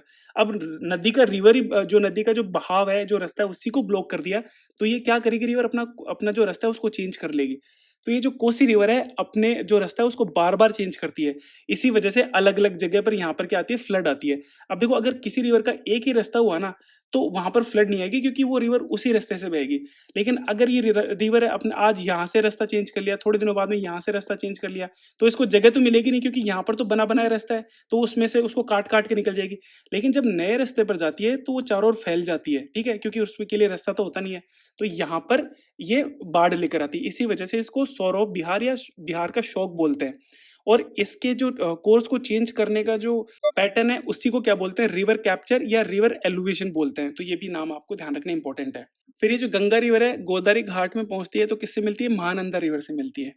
अब हम बात करेंगे महानंदा। ये इसकी लेफ्ट बैंक ट्रिब्यूटरी है लास्ट, जो कि निकलती कहाँ से, दार्जिलिंग हिल से निकलती है और ये लास्ट ट्रिब्यूटरी है। फिर हम बात करेंगे हुगली रिवर की। ये क्या है कि इसकी डिस्ट्रीब्यूटरी है। डिस्ट्रीब्यूटरी क्या होती है कि कोई भी रिवर जब दो हिस्सों में बढ़ जाए तो उसको डिस्ट्रीब्यूटरी बोलते हैं। तो जो गंगा है, जो फरक्का नाम की एक जगह है, वहां से बांग्लादेश में एंटर हो जाती है, उसको तो पद्मा बोलते हैं। और बंगाल में चली जाती है, उसको क्या बोलते हैं, उसको हुगली बोलते हैं। अब यहाँ पर हुगली में ऊपर की साइड को इसको भागीरथी बोलते हैं, नीचे की साइड इसको हुगली बोलते हैं, तो ये आपको ध्यान रखना है। अब इसकी ट्रिब्यूटरीज की बात करें तो सबसे इंपॉर्टेंट ट्रिब्यूटरीज की कौन सी है, दामोदर है, फिर आती है मयूराक्षी और फिर आती है कंसाबाती, तो ये भी नाम आपको ध्यान रखना है। अब यहाँ पर हम दामोदर रिवर के बारे में थोड़ी डिटेलिंग देख लेते हैं कि ये निकलती कहाँ से है। ये छोटा नागपुर प्लेटू से निकलती है। और इसकी इंपॉर्टेंट चीज क्या है, इंपॉर्टेंट चीज है कि ये रिफ्ट वैली में बहती है। इसको लेकर क्वेश्चन पूछा गया है कि जो दामोदर वैली है वो कैसे बहती है, वो रिफ्ट वैलीज के अंदर बहती है। और दामोदर रिवर की भी जो ट्रिब्यूटरी है वो कौन कौन सी है, एक तो है बोकारो और एक है बराकार। ये भी नाम आपको ध्यान रखना है। अब यहाँ पर एक इंपॉर्टेंट चीज है। इंपॉर्टेंट चीज क्या है कि जो दामोदर रिवर है उसको पहले सोर ऑफ बंगाल या बंगाल का शोक भी बोला जाता था। क्यों? क्योंकि इस रिवर की वजह से बंगाल के अंदर क्या होती थी, बाढ़ आती थी। अब क्यों नहीं आती है, अब क्यों नहीं बोलते उसको, क्योंकि अब वहां पर दामोदर वैली कॉर्पोरेशन एक मल्टी प्रोजेक्ट डैम बना दिया, जिसकी वजह से वहां पर बाढ़ नहीं आती है। और अब इसको सोर ऑफ बंगाल नहीं बोला जाता है। फिर इसमें लास्ट आती है पुनपुन रिवर। पुलपुल रिवर का आपको बस इतना ध्यान रखना है कि ये जो झारखंड का एक पालामू डिस्ट्रिक्ट है वहां से निकलती है पुनपुन रिवर। तो यहाँ पर गंगा रिवर की जो भी इंपॉर्टेंट ट्रिब्यूटरीज थी वो तो होती है खत्म। इसके अलावा कुछ इसके मिसलेनियस फैक्ट्स हैं, उनको हम यहाँ पर देख लेते हैं। तो सबसे पहली चीज ये कि महानंदा रिवर है, उसके बाद में महानंदा कहाँ से निकलती है, वो निकलती है दार्जिलिंग हिल से। उसके बाद में जो गंगा है दो स्ट्रीम्स में डिवाइड हो जाती है, एक तो पद्मा और एक भागीरथी। पद्मा बांग्लादेश में बोलते हैं। और ये डिवाइड कहाँ होती है, फर्रक्का नाम की जगह पे डिवाइड होती है। कहने का मतलब अगर इसको अगर दूसरी लैंग्वेज में बोले तो फर्रक्का नाम की जगह से गंगा रिवर को गंगा नाम से नहीं जाना जाता है, उसको पद्मा नाम से जाना जाता है बांग्लादेश में, और हुगली नाम से जाना जाता है। तो क्वेश्चन ऐसे भी आता है कि वो कौन सी जगह है जहां पर गंगा को गंगा के नाम से नहीं जाना जाता है, फिर उसको गंगा बोलना छोड़ देते हैं। तो वो है फर्रक्का। तो ये भी आपको ध्यान रखना है। अब ये जो गंगा का पानी है ना, ये सेल्फ प्यूरिफाइंग है। अगर इसको, जैसे आपने देखा होगा कि बहुत सारी जगह पर गंगा का जो पानी है उसको स्टोर करके रखते हैं, तो बहुत टाइम तक वो खराब नहीं होता है। खराब क्यों नहीं होता है, क्योंकि इसके अंदर सेल्फ प्यूरिफाइंग वायरस होता है, जो कि बैक्टीरियाज होते हैं उनको खाता है वो। अब बैक्टीरियाज को खा जाएगा तो पानी हमेशा फ्रेश ही रहेगा, ठीक है, क्योंकि इसके अंदर सेल्फ प्यूरिफाइंग वायरस होते हैं जो कि बैक्टीरिया जो आते हैं उनको खा जाते हैं, ठीक है। इसी वजह से गंगा का जो पानी है वो बहुत लंबे टाइम तक फ्रेश रहता है। अब गंगा के अंदर जो ऑक्सीजन है वो बहुत ज्यादा डिजोल्व रहती है, इसी वजह से यहाँ पे ज्यादा फिश या फिर जो डॉल्फिन्स होती है वो पाई जाती है। और गंगा को नेशनल रिवर ऑफ इंडिया बोला डिक्लेयर करा गया। कब करा गया था, 2008 के अंदर। तो ये भी इंपॉर्टेंट है। तो अब तक तो हमने गंगा रिवर सिस्टम को पढ़ लिया, अब हम पढ़ेंगे इंडस रिवर सिस्टम या सिंधु रिवर सिस्टम के बारे में। तो सबसे पहली चीज, ये ओरिजिनेट कहाँ से होती है, ये बोखारचू ग्लेशियर है, जो कि कहाँ पर पाया जाता है, कैलाश माउंटेन रेंज के पास में पाया जाता है, वहां से निकलती है। और इसका ये जो लॉन्गिट्यूडनल और लेटिट्यूडनल एक्सटेंट है वो बहुत इंपॉर्टेंट है। क्यों इंपॉर्टेंट है, क्योंकि एनसीईआरटी में दे रखा है, तो आपको याद रखना है। अब इसका मैप की बात करूं तो ये कहाँ कहाँ से फ्लो करती है, देखो ये हमारी इंडस रिवर है। तो ये मानसरोवर लेक के पास में बोकार्चू ग्लेशियर है, वहां से निकलती है, लद्दाख से होते हुए पाकिस्तान के अंदर एंटर करती है, ठीक है। तो ये तीन कंट्रीज में जाती है, कौन कौन सी, एक तो चाइना या जिसको तिब्बत बोलते हैं, दूसरा आता है इंडिया और तीसरा आता है पाकिस्तान। ये तीन कंट्रीज में मूव करती है। और ये लद्दाख के अंदर कहाँ पर एंटर करती है, वो देमचोक नाम की जगह, वहां से लद्दाख के अंदर एंटर करती है। अभी एरिया कितना कवर करती है, अब देखो टोटल एरिया तो इतना है, 11,65,000, जो कि आपको याद नहीं करना है। अगर आपको याद करना है तो वो है इंडिया का, कि इंडिया के अंदर इसका जो बेसिन है वो कितना स्क्वायर किलोमीटर है। तो ये 3,21,000 स्क्वायर किलोमीटर है, ठीक है। आप इसको अप्रोक्सीमेटली 3,20,000 भी याद कर सकते हैं। और इसकी जो टोटल लेंथ है वो कितनी है, 2,880 किलोमीटर है। ये आपको ध्यान रखना है। इसके अलावा ये भी ध्यान रखना है कि इंडिया के अंदर इसकी कितनी लेंथ है। इंडिया के अंदर इसकी 1,114 किलोमीटर लेंथ है, किसकी, इंडस रिवर की, क्योंकि ये पाकिस्तान और तिब्बत के अंदर भी थोड़ा सा जाती है। इंडस को सिंधु नदी के नाम से भी जाना जाता है, और ये वेस्टर्न मोस्ट रिवर है हिमालयन रिवर्स की। क्यों, क्योंकि वेस्टर्न मोस्ट कैसे होगी, क्योंकि जो गंगा रिवर है वो तो यहाँ से निकल रही है, और जो ब्रह्मपुत्र है वो इधर से निकलती है। तो वेस्टर्न मोस्ट कौन सी होगी, मतलब इस तरफ वाली सबसे रिवर कौन सी होगी, वो होगी इंडस रिवर, ठीक है। हिमालय रिवर की बात करें तो अपन, अब देखो इसके अलग अलग नाम है। अलग अलग नाम क्या है, इसको तिब्बत के अंदर सिंगी कम्बम के नाम से भी जाना जाता है, जिसका मतलब होता है लॉयंस माउथ। ये बहुत इंपॉर्टेंट है, नाम आपको याद रखना है। ये एंटीसीडेंट रिवर है, जिसको मैंने ऑलरेडी आपको बता दिया कि जो मानसरोवर लेक है वहां से तीन रिवर्स निकलती हैं उसके पास से। एक तो इधर जाती है इंडस रिवर, ठीक है, इधर से आती है एक इसी की ट्रिब्यूटरी, वो है सतलज रिवर, और उधर से निकलती है ब्रह्मपुत्र रिवर। तो ये तीन इसकी इस मानसरोवर से लेक से निकलती है, जो कि एंटीसीडेंट रिवर, ये पूर्व रतिन नदी का एग्जाम्पल है। अब ये जो इंडस रिवर है वो गोर्ज बनाती है, कहाँ पर बनाती है? नंगा पर्वत पर। अब देखो पिछले लेक्चर में आपको मैंने लोकेशन बताई थी कि जो नंगा पर्वत है वो क्या है। तो देखो यहाँ से नंगा पर्वत शुरू होता है और ये क्या है? ये हमारे हिमालय का एक्सटेंशन है, मतलब वेस्टर्न मोस्ट पॉइंट अगर की बात करें इंडिया के अंदर हिमालय की, तो वो कौन सी है? नंगा पर्वत है। यहाँ से हमारा हिमालय शुरू होता है। तो इस पर्वत को काट कर जो इंडस रिवर है वो पाकिस्तान में एंटर करती है। और पाकिस्तान के कौन से एरिया में एंटर करती है? वो चिलास एरिया है, दार्तिस्तान रीजन है पाकिस्तान का, वहां पर एंटर करती है। तो ये भी इंपॉर्टेंट है। अगर इसका माउथ की बात करो तो अरेबियन सी में जाकर गिरती है, ठीक है। और ये एकमात्र हिमालयन रिवर है जो अरेबियन सी में गिर रही है। बाकी जितनी भी हिमालयन रिवर्स है वो किधर जाके गिरती हैं? वो बे ऑफ बंगाल में जाके गिरती हैं। और ये जो इंडस रिवर है ये केवल और केवल जम्मू एंड कश्मीर में फ्लो करती है। अब यहाँ पर हम इसके ट्रिब्यूटरीज के बारे में बात करेंगे। तो देखो मैंने जैसे बताया कि ट्रिब्यूटरीज दो टाइप की होती हैं, एक तो लेफ्ट बैंक और एक राइट बैंक। अब यहाँ पे लेफ्ट और राइट कौन कौन सी होगी? अगर रिवर का फ्लो इस तरफ है तो ये वाला तो लेफ्ट बैंक ट्रिब्यूटरीज होगी और ये राइट बैंक ट्रिब्यूटरीज होगी। तो अगर राइट बैंक ट्रिब्यूटरीज की बात करें तो कौन कौन सी रिवर आती है? देखो शोक आती है, और शोक की एक ट्रिब्यूटरी है वो कौन सी है? नुब्रा है। इसके अलावा एक काबुल रिवर भी है जो कि इंपॉर्टेंट है। इसके अलावा और भी छोटे छोटे रिवर्स हैं जो कि आपको नाम इतने इंपॉर्टेंट नहीं, आपको ध्यान रखना, बस आप ये दो नाम याद रख लो वो भी बहुत है। लेकिन आपको जो लेफ्ट बैंक ट्रिब्यूटरी है उनके सबके नाम आने चाहिए। वो कौन कौन सी ट्रिब्यूटरी है? वो है एक जिसको बोलते हैं पंचनाद बोलते हैं। अब पंचनाद किसको बोलते हैं? कि जो पंजाब रीजन है, देखो पंजाब रीजन पाकिस्तान में भी आता है और इंडिया के अंदर भी आता है। पंजाब रीजन के अंदर जो रिवर बहती है पांच, उन पांचों रिवर को क्या बोलते हैं? पंचनाद बोलते हैं। और उसके अंदर कौन कौन सी रिवर्स आ गई? उसके अंदर झेलम आ गई, चेनाब आ गई, रावी आ गई, ब्यास आ गई और सतलज आ गई। ये सतलज रिवर यहाँ पे बह रही है। तो इन पांच रिवर को क्या बोलते हैं? पंचनाद बोलते हैं। इसके अलावा कौन सी रिवर है? वो है जंस्कार रिवर। ये भी इसकी लेफ्ट बैंक ट्रिब्यूटरी है। तो अब हम यहाँ पर एक एक करके इन ट्रिब्यूटरीज के बारे में पढ़ेंगे। अब इसमें जो राइट बैंक ट्रिब्यूटरीज है यहाँ पर और भी नाम लिखे हुए हैं, तो उनके अगर कुछ नाम अगर आप याद करना चाहें, जैसे देख शोक मैंने बता दिया, गिलगिट इंपॉर्टेंट है, काबुल रिवर मैंने बता दिया। अगर आप नाम याद रखना चाहते हैं तोची नाम याद रख लें और गोमाल भी आप नाम याद रख सकते हैं। तो ये चार नाम बहुत हैं, बाकी इतने इंपॉर्टेंट नहीं है, ठीक है।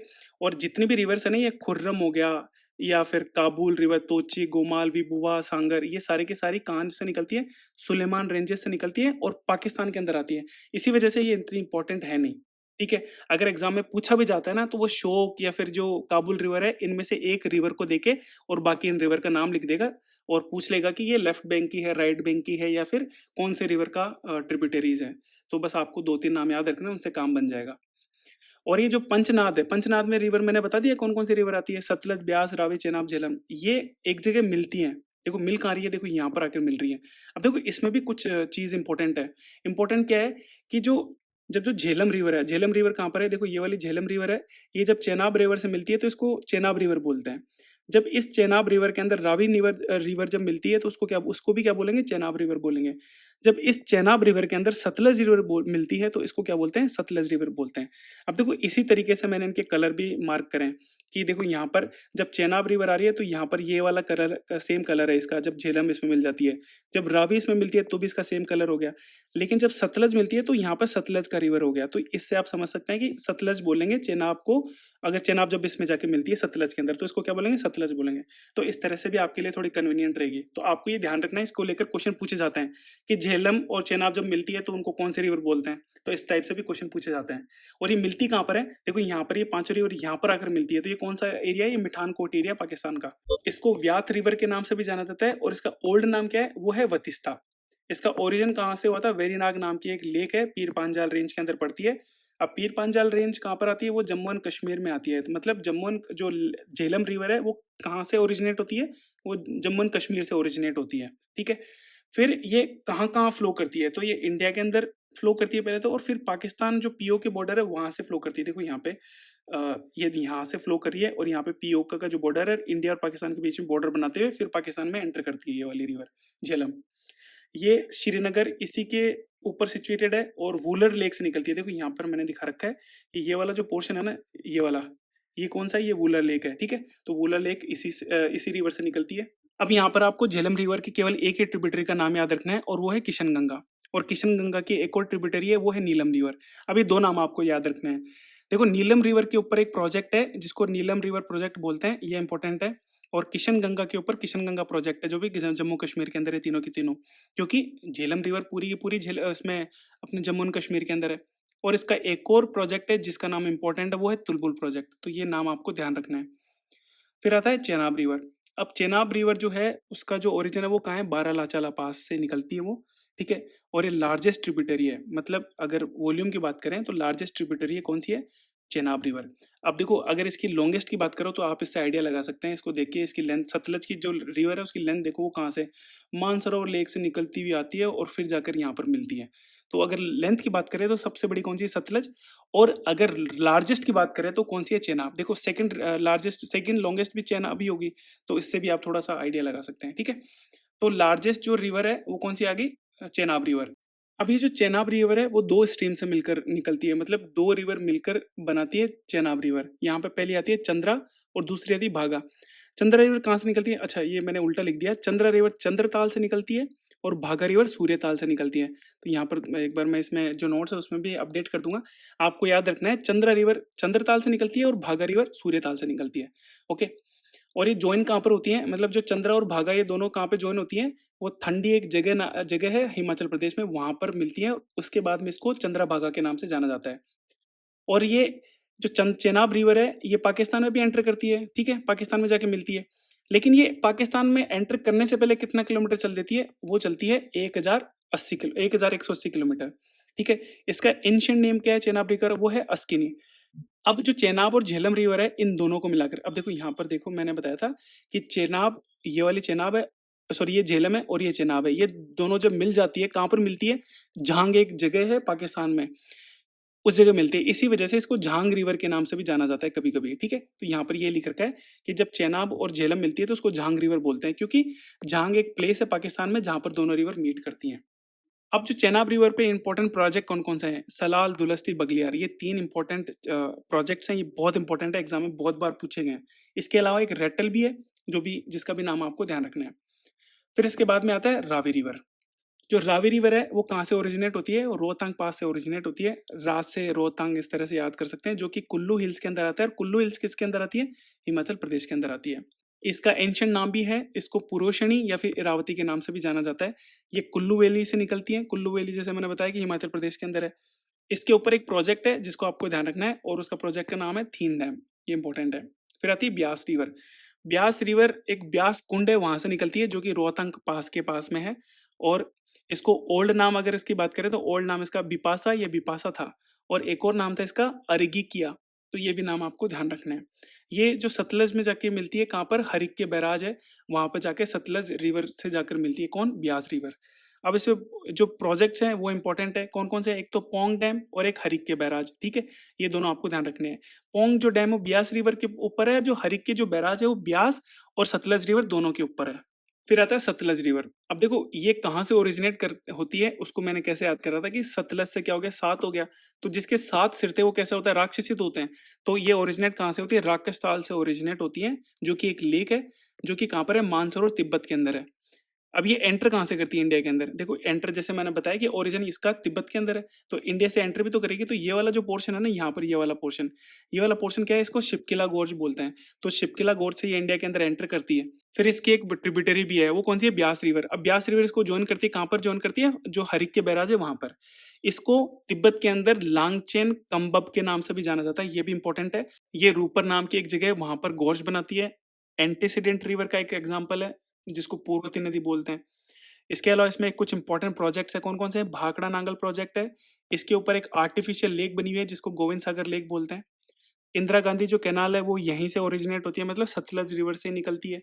हरिक के बैराज जो कि सतलज रिवर और ब्यास रिवर है दोनों का जो जहाँ पर मिलती है वहां पर हरिक के बैराज बनाया हुआ है। इसके अलावा एक इंपॉर्टेंट प्रोजेक्ट और है जो कि है नाथपा झारखरी, तो ये भी इंपॉर्टेंट, आपको नाम ध्यान रखना है। फिर इसके बाद आती है जंस्कार रिवर। अभी जंस्कार रिवर निकलती कहाँ से है, ये ओरिजिनेट करती है, सॉरी ये गलत लिखा हुआ है, ये लद्दाख रीजन से ओरिजिनेट करती है। देखो मैं आपको दिखाता हूँ, यहाँ पर देखो ये वाली जो जंस्कार रिवर कहाँ से, यहाँ से निकली है लद्दाख रीजन से, ठीक है। तो यहाँ से लद्दाख से निकलती है, लद्दाख पे खत्म हो जाती है, और ये फर्स्ट ट्रिब्यूटरी है किसकी, इंडस रिवर की। फिर आता है शोक रिवर। अभी जो शोक रिवर है वो कहाँ से ओरिजिनेट हो रही है, वो काराकोरम रेंज से ओरिजिनेट हो रही है, और कौन से ग्लेशियर से, रीमो ग्लेशियर से ओरिजिनेट हो रही है। नुब्रा रिवर एक इसी की ट्रिब्यूटरी है किसकी, शोक रिवर की। और नुब्रा रिवर कहाँ से ओरिजिनेट हो रही है, वो सियाचिन ग्लेशियर से ओरिजिनेट हो रही है। देखो मैं मैप में दिखाऊँ आपको, ये रही शोक रिवर, ठीक है। शोक रिवर यहाँ से ओरिजिनेट हो रही है, और ये वाली रेंजेस कौन सी आती है, ये काराकोरम रेंज आती है, और नुब्रा रिवर यहाँ से आगे से निकलती है, ठीक है। तो नुब्रा रिवर की क्या होगी, ट्रिब्यूटरी होगी शोक रिवर की। फिर आता है काबुल रिवर। अब देखो काबुल रिवर नाम से पता चल रहा है कि काबुल कहाँ पर आता है, अफगानिस्तान के अंदर आता है, तो इसका ओरिजिन कहाँ से होगा, अफगानिस्तान का ओरिजिन होता है इसका। कहाँ से, अफगानिस्तान में भी जो हिंद कुश माउंटेन्स हैं वहां से इसका ओरिजिन होता है। और यहाँ पर जो वैली होती है पाकिस्तान के अंदर जहाँ पर यहाँ आकर मिलती है, तो इस वैली को स्वैत वैली भी बोलते हैं, और इसको स्विट्जरलैंड ऑफ पाकिस्तान या हेवन ऑफ पाकिस्तान बोला जाता है, ठीक है, इस वैली को। फिर इसमें एक इंपॉर्टेंट चीज आती है, वो आती है इंडस वाटर एग्रीमेंट या इंडस वाटर ट्रीटी, जो है जो कब साइन करी गई थी। अगर आप 1960 याद रखें तो भी सफिशिएंट है, और अगर आप स्पेसिफिकली याद करें तो 19 सितंबर को ये साइन करी गई थी, ठीक है। अब देखो ये एग्रीमेंट किन किन के बीच हुआ, इंडिया और पाकिस्तान के बीच में हुआ था। इंडिया से नेहरू जी थे और पाकिस्तान से अयूब खान थे। इस एग्रीमेंट के तहत 3 रिवर कौन कौन सी, इंडस, झेलम और चेनाब, इन तीनों का जो 80% पानी है वो कौन लेगा, वो पाकिस्तान लेगा, और 20% पानी कौन लेगा, भारत लेगा। इसके अलावा रावी, ब्यास और सतलज जो रिवर है, इस तीनों रिवर पे इंडिया का कंट्रोल होगा, मतलब इंडिया का 80% लेगा इसका और पाकिस्तान 20% लेगा। मतलब जो कंट्रोल होगा वो इंडिया का होगा, और इन 3 रिवर पे कंट्रोल किसका होगा, पाकिस्तान का होगा। अब एक इंपॉर्टेंट चीज आती है, वो आती है दोआब। अब दोआब क्या होता है कि जो 2 रिवर होती है ना, जैसे ये 2 रिवर है, इनके बीच का जो एरिया होता है उसको क्या बोलते हैं, दोआब बोलते हैं। तो अब यहाँ पर जो इंडस रिवर्स है ना, उनके बीच कुछ दोआब बनाए गए हैं, तो उन दोआब को क्या क्या बोलते हैं। अगर इंडस और झेलम के बीच में देखें तो उसको सिंध सागर दोआब बोलते हैं। झेलम और चेनाब के बीच में देखो तो जैच दोआब बोलते हैं उसको। फिर चेनाब और रावी के बीच में जो दोआब बनता है उसको रचना दोआब बोलते हैं। रावी और ब्यास के बीच में जो दोआब बनता है उसको बारी बोलते हैं, और ब्यास और सतलज के बीच में जो बनता है उसको बिस्ट बोलते हैं। देखो मैं मैप में भी दिखाता हूँ आपको कि कौन से रीजन की बात हो रही है यहाँ पे। तो ये झेलम और चेनाब के बीच का जो एरिया कौन सा वाला, देखो ये वाला, इसको क्या बोलेंगे, जैच बोलेंगे। और चेनाब और रावी के बीच का जो दोआब है उसको क्या बोलेंगे, रचना दोआब बोलेंगे, ठीक है। रचना में रात और रावी का, और चना में चेनाब का। तो इस तरह से इन दोआब्स का भी नाम रखा गया है। तो ये नाम आपको ध्यान रखना है। अब इसके अलावा कुछ ओल्ड नेम्स हैं, मतलब ये जो रिवर्स हैं उनके ओल्ड नेम भी हैं। झेलम को पहले वितिस्ता बोला जाता था, चेनाब को अस्किनी, रावी को पोरोशिनी, ब्यास को बिपासा, और सतलज को सतुदरी। तो ये नाम भी इंपॉर्टेंट है, पूछे जाते हैं। अब हम बात करेंगे ब्रह्मपुत्र रिवर सिस्टम की। तो देखो ब्रह्मपुत्र रिवर है वो कहाँ से ओरिजिनेट होती है, वो चेमा युंगडुंग ग्लेशियर से ओरिजिनेट होती है, और स्पेसिफिकली अंगसी ग्लेशियर है वहां से ये निकलती है, जो कि कैलाश रेंज के पास में मानसरोवर लेक वहां से। और ये जो एक फ्लैट रीजन है 1200 किलोमीटर का, कौन सा है, देखो मैं दिखाता हूँ मैं। यहाँ से हमारे ब्रह्मपुत्र अंगसी ग्लेशियर से निकलती है, और ये तिब्बत का ये फ्लैट रीजन है 1200 किलोमीटर का। यहाँ पर ये फ्लो करती है, और यहाँ पर आकर ये यहाँ पर कौन सा पहाड़ है, ये है नमचा बड़ुआ पर्वत। और जैसे मैंने आपको बताया कि इंडस रिवर जो गोर्ज बनाती है वो कौन से पर्वत पर बनाती है, वो होती है नंगा पर्वत। मतलब ये पॉइंट है ना नंगा पर्वत, ये क्या है, ये हमारे हिमालयाज का वेस्टर्न मोस्ट पॉइंट है। और नमचा बड़वा जो पर्वत है वो हमारे हिमालयाज का ईस्टर्न मोस्ट पॉइंट है। तो यहाँ पर तो गोर्ज कौन बनाता है, इंडस रिवर।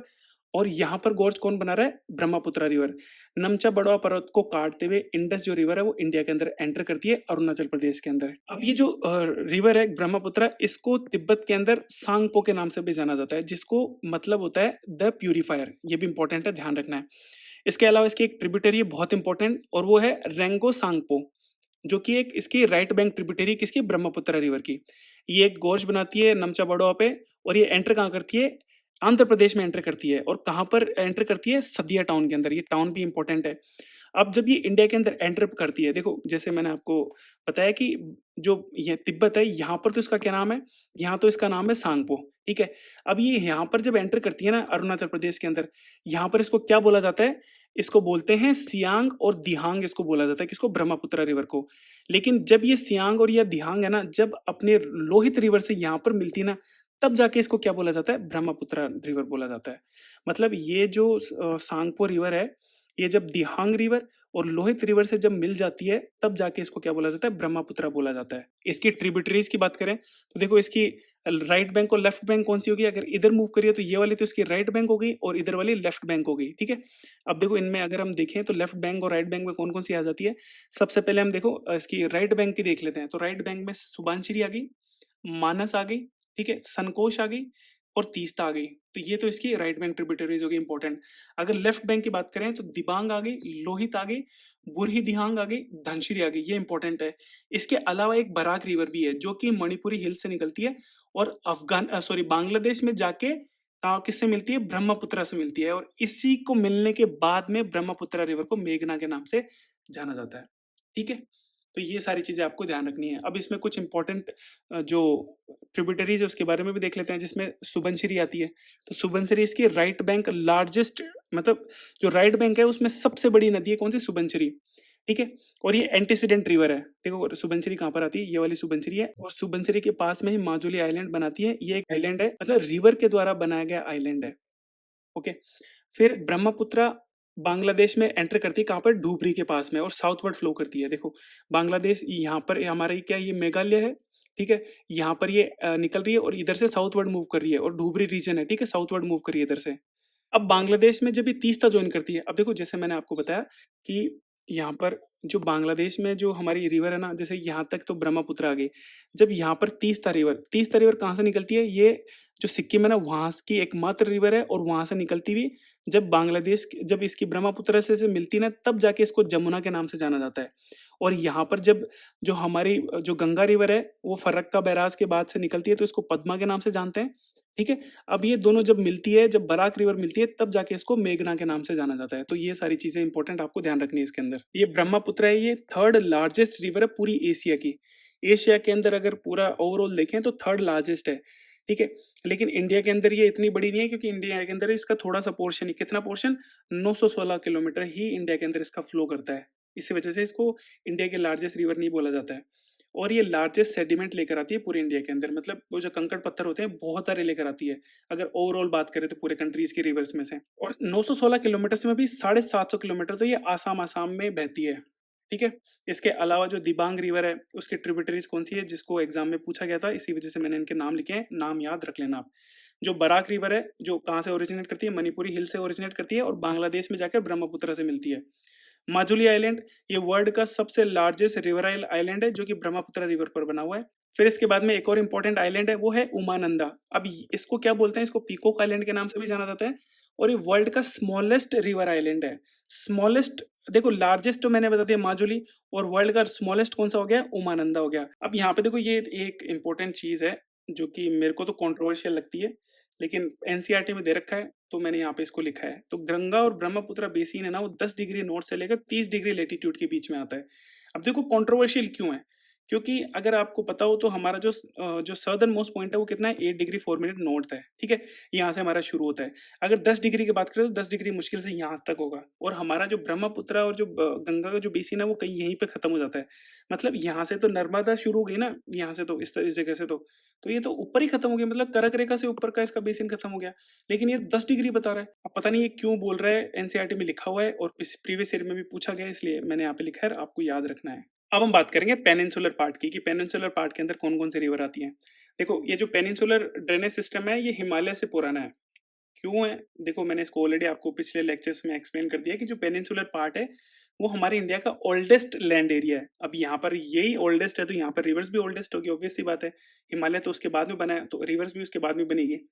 ओके, तो यहाँ पे जितनी भी रिवर्स है ना, वो मोस्टली वेस्ट टू ईस्ट में फ्लो करती हैं। कुछ इसके एक्सेप्शंस हैं, जैसे कि नर्मदा हो गया, ताप्ती हो गया, तो ये किधर फ्लो करती हैं? ये वेस्टर्न साइड में फ्लो करती हैं।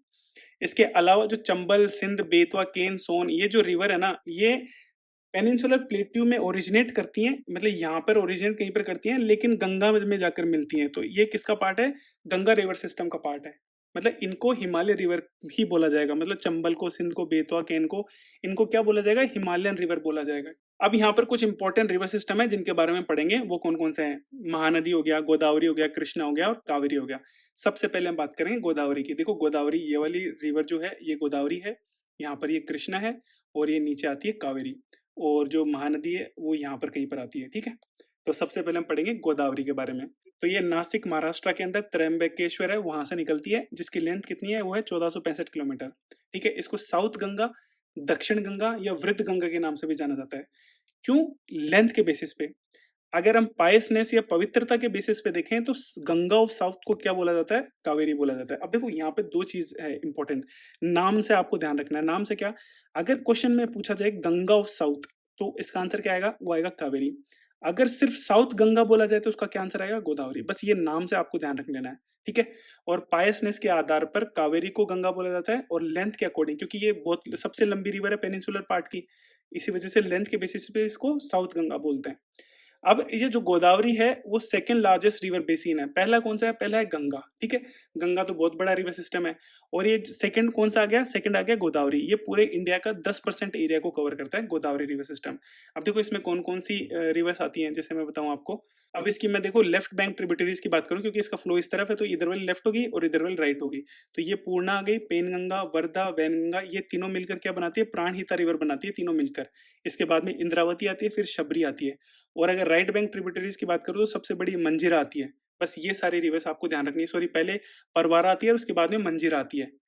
अब ये कौन कौन से स्टेट से फ्लो करती हैं? तो ये महाराष्ट्र से फ्लो करती हैं, एमपी, छत्तीसगढ़, तेलंगाना और आंध्र प्रदेश से, और कुछ इसका ओडिशा में भी फ्लो करता है। लेकिन हमको ये याद नहीं रखना है, हमको याद क्या रखना है कि महाराष्ट्र में इसका जो बेसिन है ना, उसका 50% तो केवल और केवल किसमें? महाराष्ट्र में। उसके बाद में क्या है? एमपी और छत्तीसगढ़ में 20% है, और बच गया किसमें? तेलंगाना, आंध्र प्रदेश और उड़ीसा के अंदर आता है। तो ये आपको महाराष्ट्र का तो याद ही रखना है कि लगभग 50% महाराष्ट्र के अंदर फ्लो करती है ये रिवर। ये सेकंड लॉन्गेस्ट रिवर है पूरी इंडिया की। अगर पूरे इंडिया की बात करें तो सबसे लंबी कौन सी होगी? सबसे लंबी आ गई हमारी गंगा, जिसकी लेंथ कितनी है? 25-25 किलोमीटर है। और सेकंड लॉन्गेस्ट रिवर कौन सी आ गई पूरी इंडिया की? वो आ गई गोदावरी, जिसकी लेंथ है 1465 किलोमीटर। और ये पेनिनसुलर पार्ट की सबसे लार्जेस्ट रिवर है और सबसे लॉन्गेस्ट भी है। पेनिनसुलर मतलब ये नीचे वाली जो रिवर्स आती है उनमें सबसे लंबी भी है और सबसे लार्जेस्ट भी है। ये पोलावरम में एक गोश बनाती है। अब देखो ये लाइन इंपॉर्टेंट है। लाइन क्यों है? कि एनसीईआरटी में लिखी हुई है सीधी सीधी इस तरह से। अभी नाम इंपॉर्टेंट क्यों है पोलावरम? क्योंकि अब ऐसे तो पूछा नहीं गया कि पोलावरम पे गॉर्ज बनाती है, कौन सी रिवर बनाती है। इससे क्वेश्चन नहीं पूछा गया। क्वेश्चन कहाँ से पूछा गया कि पोलावरम एक इरिगेशन प्रोजेक्ट है, वो कौन सी रिवर पर है। तो देखो अगर आपको पोलावरम इस तरह से याद होगा तो आपको इस क्वेश्चन को मार्क कर सकते हैं। इसी वजह से एनसीईआरटी के जो लाइंस लिखी होती है ना, बहुत इंपॉर्टेंट होती हैं सारी की सारी, ठीक है। इसके ट्रिब्यूटरीज की बात करूँ तो मैंने आपको बता दी है, कुछ यहाँ पर मैंने भी लिख रखी है। जैसे मंजीरा होती है वो लार्जेस्ट होती है। इसके अलावा और भी है, जैसे पूर्णा, इंद्रावती, शबरी, प्राणहिता, ठीक है। ये लार्जेस्ट ट्रिब्यूटरी है क्योंकि ये 3 रिवर्स के कॉन्फ्लुएंस से बनी है, पेनगंगा, वेनगंगा और वर्धा। जैसे मैंने आपको यहाँ पे दिखाया कि ये जो प्राणहिता कौन सी है? प्राणहिता ये वाली रिवर है। और ये जो 3 रिवर है ना, देखो पेनगंगा, ये वाली पेनगंगा आ गई, ये वर्धा हो गई और ये वेनगंगा हो गई। ये तीनों मिलकर जब बनाती है वो कौन सी आती है? प्राणहिता बनाती है। तो ये लार्जेस्ट होगी इसकी ट्रिब्यूटरीज में। और अगर लार्जेस्ट राइट बैंक की बात करें तो वो आ जाती है मंजीरा, ठीक है। फिर आती है ये गोश्त बनाती है पोलावरम में। ये मैंने आपको ऑलरेडी 2 बार लिख दिया क्या? अच्छा, ओके।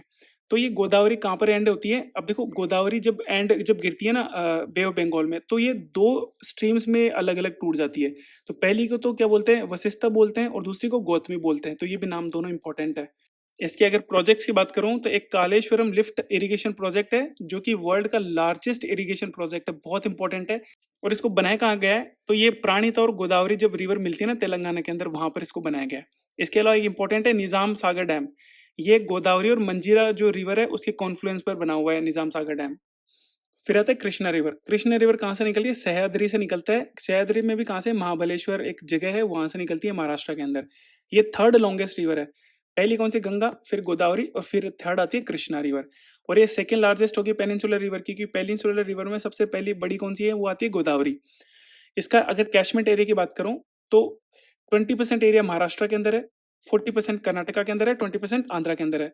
अगर आपको इस तरह से भी याद नहीं रखना है तो सबसे ज्यादा आपको याद रखना है कि कर्नाटका के इसका अंदर सबसे ज्यादा पोर्शन है। तो इस तरह ये भी आपको याद रखना है, कर्नाटका में है, उसके बाद में आंध्र प्रदेश में है, और उसके लास्ट में महाराष्ट्र के अंदर।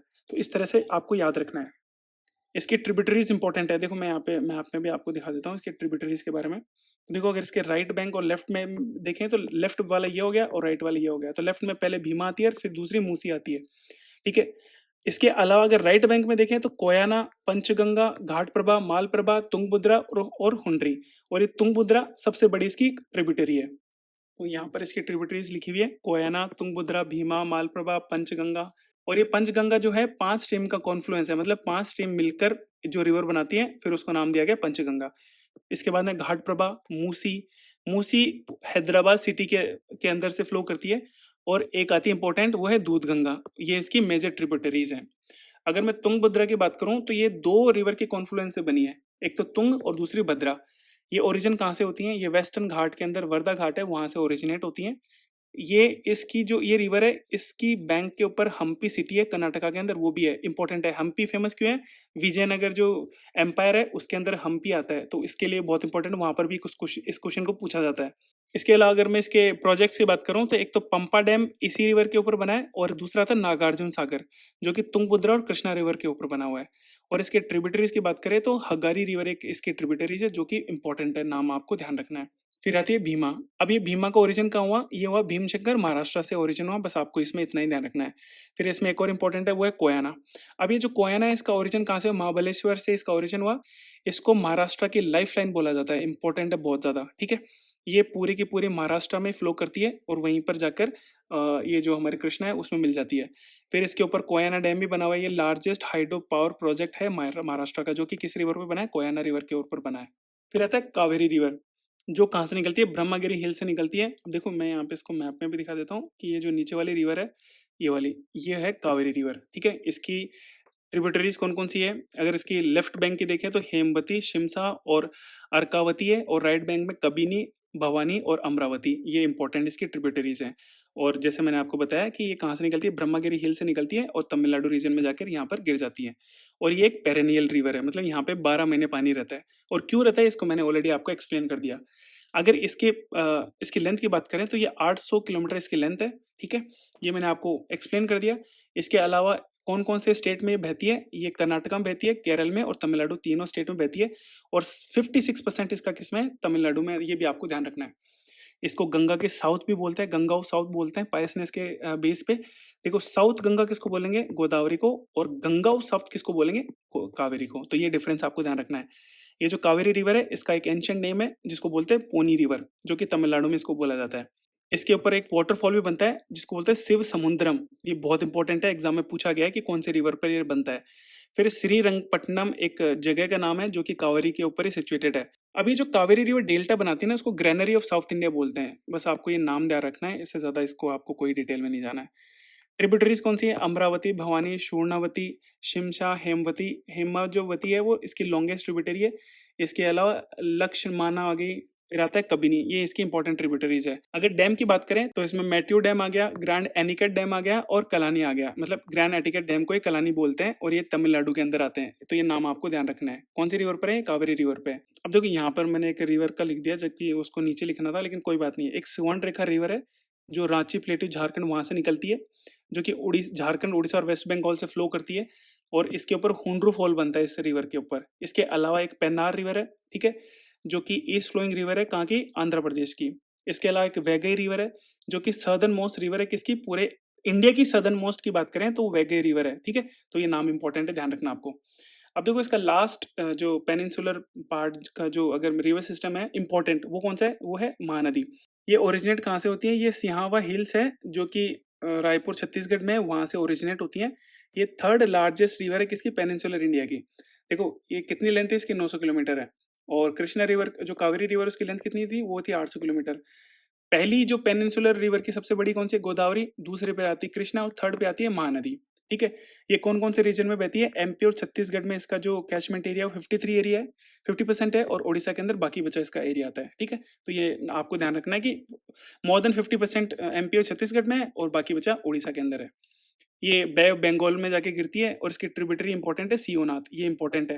देखो ये भी एग्जाम में पूछे गए हैं, ओंग, जेल और तेल, ठीक है। तो ये भी नाम आपको ध्यान रखना है। अब इस महानदी के ऊपर एक जो डैम बना हुआ है वो है हीराकुंड डैम, जो कि उड़ीसा के अंदर है। ये पूरे वर्ल्ड का लॉन्गेस्ट डैम है, ठीक है, जिसको संबलपुर डैम के नाम से भी जाना जाता है। फिर आता है सुवर्ण रेखा रिवर। देखो इसको मैंने यहाँ पर ऑलरेडी आपको बता दिया, यहाँ पर लिखा हुआ था, ठीक है, कोई बात नहीं है। ये कहाँ से निकलती है? रांची प्लेटू से निकलती है, झारखंड से। इसके अंदर इसकी जो मिट्टी होती है ना उसके अंदर गोल्ड पार्टिकल्स होते हैं, इसी वजह से इसको सुवर्ण रेखा बोलते हैं, जिसका मतलब होता है स्ट्रीक ऑफ गोल्ड। तो ये इंपॉर्टेंट है। इसके अलावा जो ईस्ट फ्लोइंग रिवर्स है उनमें कौन कौन से इंपॉर्टेंट रिवर्स है? देखो ओडिशा के अंदर दो रिवर है, एक तो बैतरानी और एक ब्राह्मणी, ठीक है।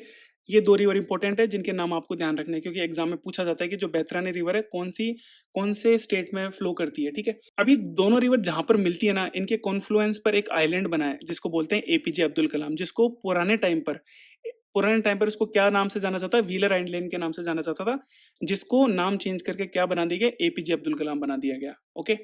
इसके अलावा एक पेन्नार रिवर है जिसका ओरिजिन कहाँ होता है? नंदी हिल्स में होता है, कर्नाटका के अंदर। इसको उत्तरा पिनाकिनी रिवर के नाम से भी जाना जाता है, जो कि इंडिपेंडेंट रिवर है। मतलब ये किसी रिवर में जाके मिलती नहीं है, ठीक है, तो ये सारी हो गई ईस्ट फ्लोइंग रिवर्स। अब हम बात करेंगे वेस्टर्न फ्लोइंग रिवर्स की। तो देखो वेस्टर्न फ्लोइंग रिवर्स में कौन कौन सी रिवर्स आती है मैं आपको दिखाता हूँ। देखो सबसे पहले तो ये इंडस रिवर सिस्टम आता है, जो कि हिमालय रिवर सिस्टम में हमने पढ़ लिया, ये वेस्ट में फ्लो करती है। इसके अलावा कौन सी रिवर, देखो लूनी रिवर फ्लो करी है वेस्ट के अंदर, फिर आती है साबरमती, फिर आती है माही, फिर नर्मदा और ये ताप्ती। ये इंपॉर्टेंट रिवर्स है जिनके बारे में हम पढ़ेंगे। और इनमें सबसे बड़ी रिवर कौन सी है, नर्मदा। मतलब वेस्ट फ्लोइंग रिवर्स की बात करें तो सबसे बड़ी जो लंबी नदी है वो कौन सी है, नर्मदा नदी है। ओके, और ये किन किन के बीच में बहती है, ये ऊपर तो आती है इसकी विंध्या रेंज और नीचे आती है इसके सतपुड़ा रेंज। मतलब ये दो पहाड़ों के बीच में से बहती है, एक तो विंध्यांचल और एक सतपुड़ा रेंज। तो इसीलिए इसको बोलते हैं कि ये जो नर्मदा रिवर है वो रिफ्ट वैली में बहती है। ओके, तो नर्मदा रिवर की बात करें तो नर्मदा रिवर कहाँ से निकलती है, अमरकंटक प्लेट्यू से निकलती है, जो कि अमरकंटक प्लेट्यू के अंदर मेकाले रेंज आती है, वहां से निकलती है। अब देखो अमरकंटक प्लेट्यू में कौन कौन सी रिवर निकलती है, ऊपर की ओर सोन जाती है, इधर जाती है नर्मदा और इधर जाती है महानदी। ओके, ये लॉन्गेस्ट वेस्ट फ्लोइंग रिवर है। अगर वेस्ट फ्लोइंग रिवर्स में बात करें तो सबसे लॉन्गेस्ट है इंडिया की, कौन, नर्मदा रिवर। अगर वॉल्यूम पे की बात करें तो फिफ्थ लार्जेस्ट इंडिया की, इसकी लेंथ कितनी है, वो है 1312 किलोमीटर। ये रिफ्ट वैली में बहती है, सतपुड़ा और विंध्या रेंज के बीच में, ये मैंने आपको ऑलरेडी बता दिया। इसके अलावा इसमें जो फेमस वाटरफॉल है, अब देखो ये पहला वाटरफॉल बनाता है कौन सी रिवर, नर्मदा रिवर। वो पहला वाटरफॉल कौन सा बनाती है, कपिलधारा। इसके बाद में एक और फेमस वाटरफॉल बनाती है, जो कि बनाती है धुआंधार वाटरफॉल, जो कि भेड़ाघाट जबलपुर एमपी के अंदर आता है। इंपॉर्टेंट है, नाम आपको ध्यान रखना है दोनों के दोनों।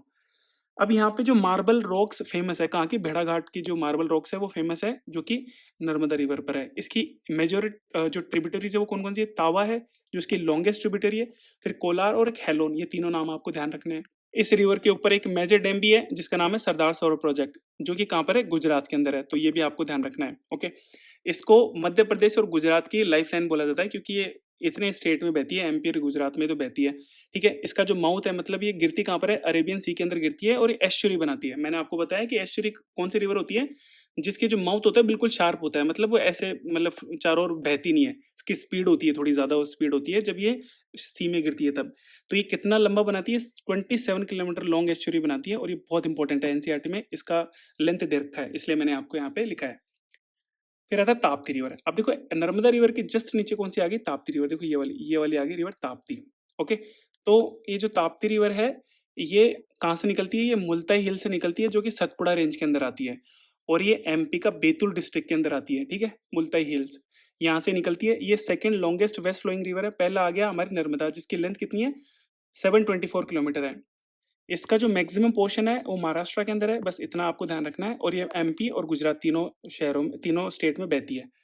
इसको नर्मदा की ट्विन सिस्टर बोलते हैं, इसको हैंडमेड भी बोलते हैं। नर्मदा रिवर की हैंडमेड है कौन, ताप्ती रिवर। इसको ट्विन सिस्टर भी बोला जाता है नर्मदा रिवर का। ये इसके ऊपर एक सूरत जो सिटी है वो इसी के बैंक पर है। इसकी ट्रिब्यूटरी कौन कौन सी आ गई, अनेर, गोमाई, गिंडा और पूर्णा, ये आपको नाम ध्यान रखना है।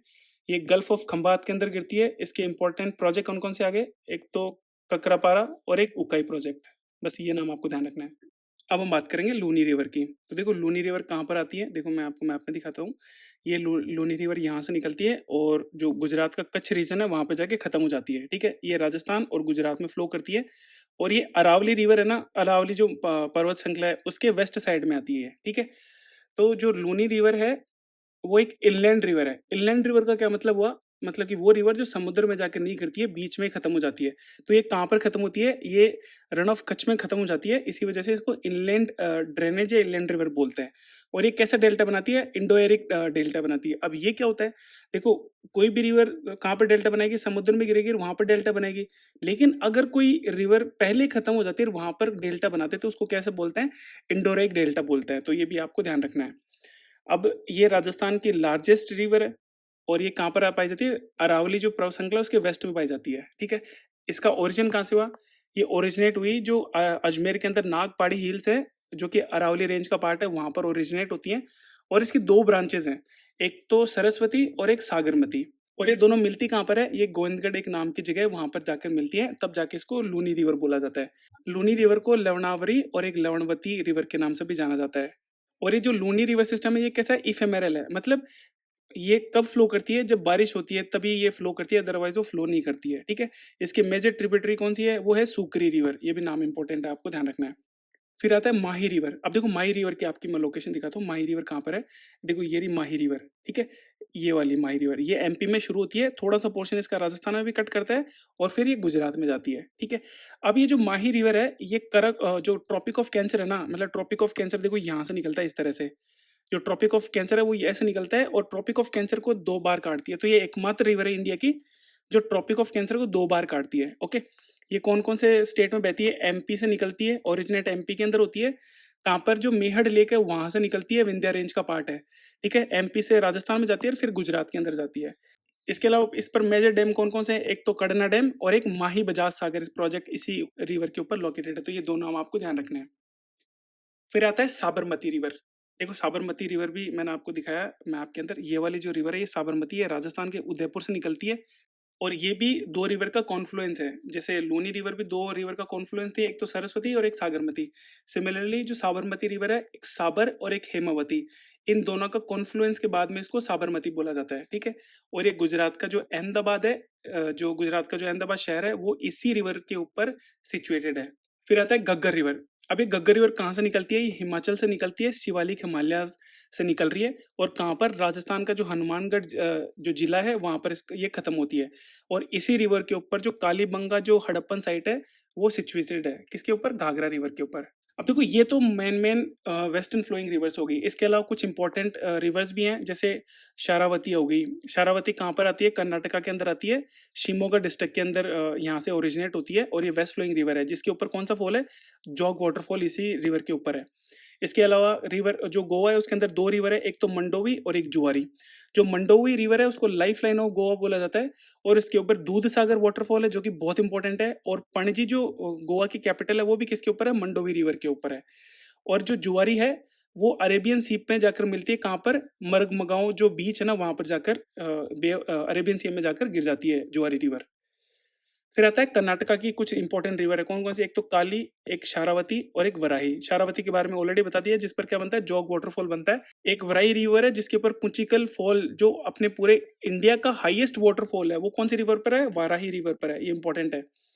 फिर केरियार में 2-3 इंपॉर्टेंट रिवर है, एक तो पेरियार जो कि लॉन्गेस्ट रिवर है केरला की, इसको लाइफलाइन ऑफ केरला भी बोला जाता है। इसके अलावा एक दूसरी आती है भारतपुजा, ठीक है। ये भारतपुरा या फिर इसको केरला में डिफरेंट नेम से प्रोनाउंस करते हैं। ये केरला की सेकंड लॉन्गेस्ट रिवर है और ये जो रिवर है वो अन्नामलाई हिल से निकलती है और इसको पोन्नई नाम से भी जाना जाता है।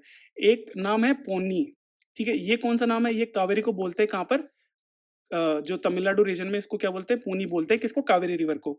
और पोन्नई बोलते हैं भरतपुरा रिवर को, किसमें? केरला के अंदर। इसकी एक और इंपॉर्टेंट रिवर है वो है पंबा रिवर, ये भी आपको ध्यान रखना है। अब यहाँ पर कुछ मिसलेनियस फैक्ट्स हैं, मतलब इसमें मैंने उन रिवर्स के नाम डाले हैं जो कि एनसीईआरटी में दे रखे थे, जिनको मतलब बिल्कुल कोने में मेंशन कर रखा था। तो ये नाम इंपॉर्टेंट है क्योंकि एग्जाम में पूछा जा सकता है, तो ये नाम आप देख लेना, ठीक है। ये बिल्कुल फैक्ट है, आप इनको पढ़ लेंगे तो भी समझ में आ जाएगा। बस इंडिया की जो शॉर्टेस्ट रिवर है वो कौन सी है? वो है अरवारी, तो ये भी नाम ध्यान रख लेना। अब इसमें लास्ट चीज आती है वो होती है रिवर रिजिम। तो रिवर रिजिम का क्या मतलब होता है?